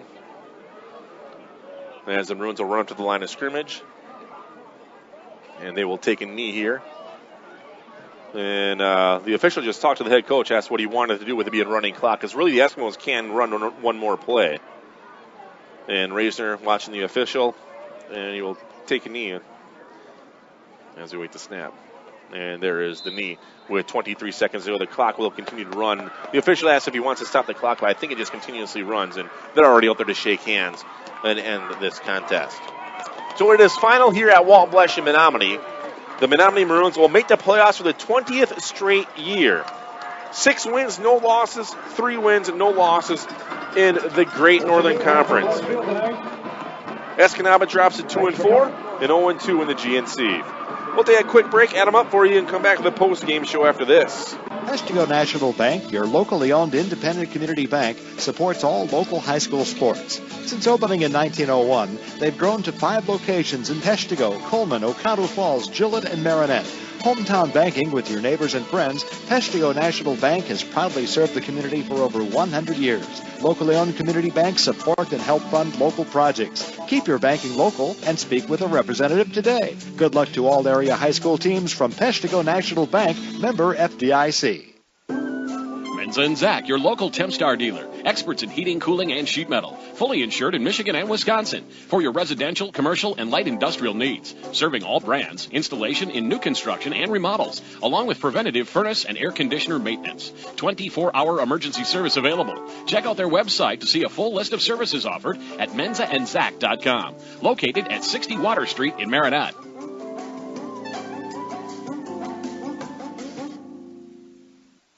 Hi, this is Paul, CEO of the Menominee County Federal Credit Union. We're proud to sponsor high school sports on Bay Cities Radio, and we encourage all of you to support high school athletics as well. We know there's no better way for our young people to learn the lessons of life than by competing in sports. The Menominee County Federal Credit Union, where you dream the dream, will help make it come true, with locations in Powers, Kearney, Stevenson, and Menominee. Persons living or working in Marinette and Menominee counties are eligible for membership. Find your next truck at Kane, the #1 truck destination north of Green Bay for 2015. From the most dependable full-size pickups on the road, Kane delivers Silverado. Or the most advanced pickup ever, Kane delivers Sierra. Right now, visit Kane in Marinette or Oconto to enter the Chevrolet Packers Ultimate Fan Sweepstakes. Win a 2016 Chevrolet and other great prizes. Over 300 quality vehicles at KaneGM.com, Oconto, and Marinette. Bayside Motorsports and Cycle is your full-line service destination, servicing most makes and models of ATVs and motorcycles, from a simple tune-up and oil change to major engine overhauls. Their expanded service department will have you back on your machine fast. Bayside Motorsports and Cycle also specializes in motorcycle and ATV performance work to keep you a step above your competition. Ask about their service specials. Bayside Motorsports and Cycle in Green Bay or at BaysideMotorsports.com. Go west on 180 every holiday to save on cars and trucks every day. You're sure to save a bundle when you take that drive west on 180 to the riverside. You get to the roundabout, make sure you yield. Don't go straight cause it's all cornfields. Just turn left when you see that sign. Come on in to the riverside. We'll find what you're looking for. Just show up at our front door. Chrysler, Dodge, Jeep, and Ram trucks. No overhead seats, you big bucks. Come take a ride if you dare. Out with the cows in the country air. You save big money on your next ride when you see your friends at Riverside. From the west, take 64 until you get to our front door in Marinette. You're sure to save a bundle when you take that drive. One way or another, get to Riverside. One way or another, get to Riverside. And back at it right here in your hometown radio station, 103.7 FM, WHYB, Menominee and Marinette, and BayCitiesOnline.com. Josh Kellner along with you again from Menominee High School, Walton Blesh Field. The Menominee Maroons make the playoffs as they punch their ticket to the postseason with the 45-7 victory over the Escanaba Eskimos. Let you know how we got here before I go over some unofficial statistics. The Maroons struck first at the 7:14 mark in the first quarter and a 22-yard touchdown run by Nathan Nowak. The extra point attempt failed, 6-0 at that point. Hunter Haas had an interception and then a 75-yard touchdown pass by Nathan Nowak to Ethan Molesky. With 4:55 remaining in the first quarter, they went for 2 and that failed. 12-0 at that point and 12-0 at the end of 1. Into the second quarter, Nathan Nowak hit Hunter Haas for a 23-yard touchdown pass. Thor Fluke's extra point failed. 5:34 to go in the second quarter. Menominee on top 19-0. Nathan Nowak then had an interception at the 2:27 mark, and with 18 seconds left, Zach Giese from Menominee ran it in with a 1-yard touchdown run. The extra point attempt was blocked. 25-0 heading into halftime. In the third quarter, Nathan Nowak struck on a 6-yard touchdown run at the 4:46 mark. Fluke's extra point being good, 32-0. Then a 5-yard touchdown run by Josh Hansen with 1:55 remaining in the third quarter to set off the running clock. The extra point attempt failed. Menominee was on top at that point and at the end of the third quarter, 38-0. Into the fourth quarter, the Maroons had a lot of second-string units in offensively and defensively. Kiefer Reisner, not a second-string player, but he does run the tailback position when the second unit is out there. And he had a call and ran it 63 yards for a touchdown. The extra point being good at the 8:18 mark, 45-0 Menominee. Well, the Eskimos got a touchdown closing off the game, a 15-yard touchdown run by Dylan Gauthier at the 3:41 mark. Their extra point being good. That brought us to a score of 45-7. So the final score, 45-7 in favor of the Menominee Maroons over the Escanaba Eskimos. I'd like to thank Pletchik Fabricating and Crane Rental, taking care of your steel fabricating, crane service, specialized transportation, and equipment moving needs for over 25 years, located right here in the Menominee Marinette area. Also, Kane Chevrolet, Buick, GMC, and O'Connell, driving the game to you as the #1 truck destination north of Green Bay. Kane Chevrolet, Buick GMC, Oconto, and Marinette. All right, let's take a look at the Escanaba Eskimos. 43 total plays today, 2 turnovers. Leading the way rushing for them, Logan Lamb, 10 carries for 39 yards. Braden Papineau had 3 carries for 22 yards. Dylan Gauthier, 3 carries for 16 yards and a touchdown. C.J. Barron, 2 carries for 11 yards. Corey Anderson, 2 carries for 3 yards. William Soper had a carry for a yard. Tyler Willett had a carry for a yard. Dylan Deneau had a carry for no yards. And George Easton also had a carry that did not go positive or negative. Logan Lamb passing was 3 of 12 for 30 yards and 2 interceptions. C.J. Barron was 1 of 3 for 23 yards. Danielle Van Effen had 2 catches for 28 yards. Josh Simmons had a catch for 23 yards. And Brandon Punzel had a catch for 12 yards. Let's take a look at your Menominee Maroons. I had 466 yards of total offense, 56 plays tonight for Menominee. Leading the way for them, Nathan Nowak, 23 carries for 158 yards and 2 touchdowns. Nowak also passing 5 of 10, 131 yards and 2 touchdowns. So a 4-touchdown night again for Nathan Nowak. Zach Giese had 7 carries for 30 yards and a touchdown. Kiefer Reisner had 9 carries for, actually he had 10 carries for 94 yards and a touchdown. Josh Hansen had 3 carries for 16 yards and a touchdown. Hunter Haas had a carry for 31 yards. Nathan Molesky had a carry for 14 yards. Again, Nowak was 5 of 10 passing for 131 yards and 2 touchdowns. Hunter Haas had a 23-yard touchdown reception. Ethan Molesky had a 75-yard touchdown reception. Zach Giese had 1 catch for 6 yards, and Kiefer Reisner had 2 catches for 27 yards. 1 turnover by the Menominee Maroons as they really improved that, turning the ball over only 1 time tonight, as they had 4 last game, including 6 fumbles. They lost 3 of them, but they had 6 fumbles. Either way, the final score, 45-7, Menominee on top of Escanaba. Yes, next up for Menominee. Next up for Menominee is going to be in Medford. coming up on Friday night, as he has handed us cousin subs. Thank you to Mr. John Wills, as they brought some snacks up here today. Long night again. Anyways, Menominee will be in Medford coming up on Friday for a 7 o'clock tip-off. Catch the game right here, as I'll be broadcasting that one as well. Hey, thank you to Joey Callow back in the studio for putting me on the air. Good job again back there, as always, Joey. Final score again, 45-7, Menominee over Escanaba. You have a great weekend and enjoy your work week. I'll talk to you again on Friday night, right here again on your Bay Cities radio dial. Menominee Maroon sports broadcasts are brought to you by North Honda Motorsports, Esser Glass, Bayshore Credit Union, Riverside Auto, State Farm Insurance, Tony Furton Agent, Prestige Auto Body, Colonel K's Pasties, Farmers and Merchants Bank and Trust, State Farm Insurance, Brent Narrett Agent, Dexter's, Menominee County Federal Credit Union, Menards, Advanced Motors, Peshtigo National Bank, Menza and Zach Heating and Cooling.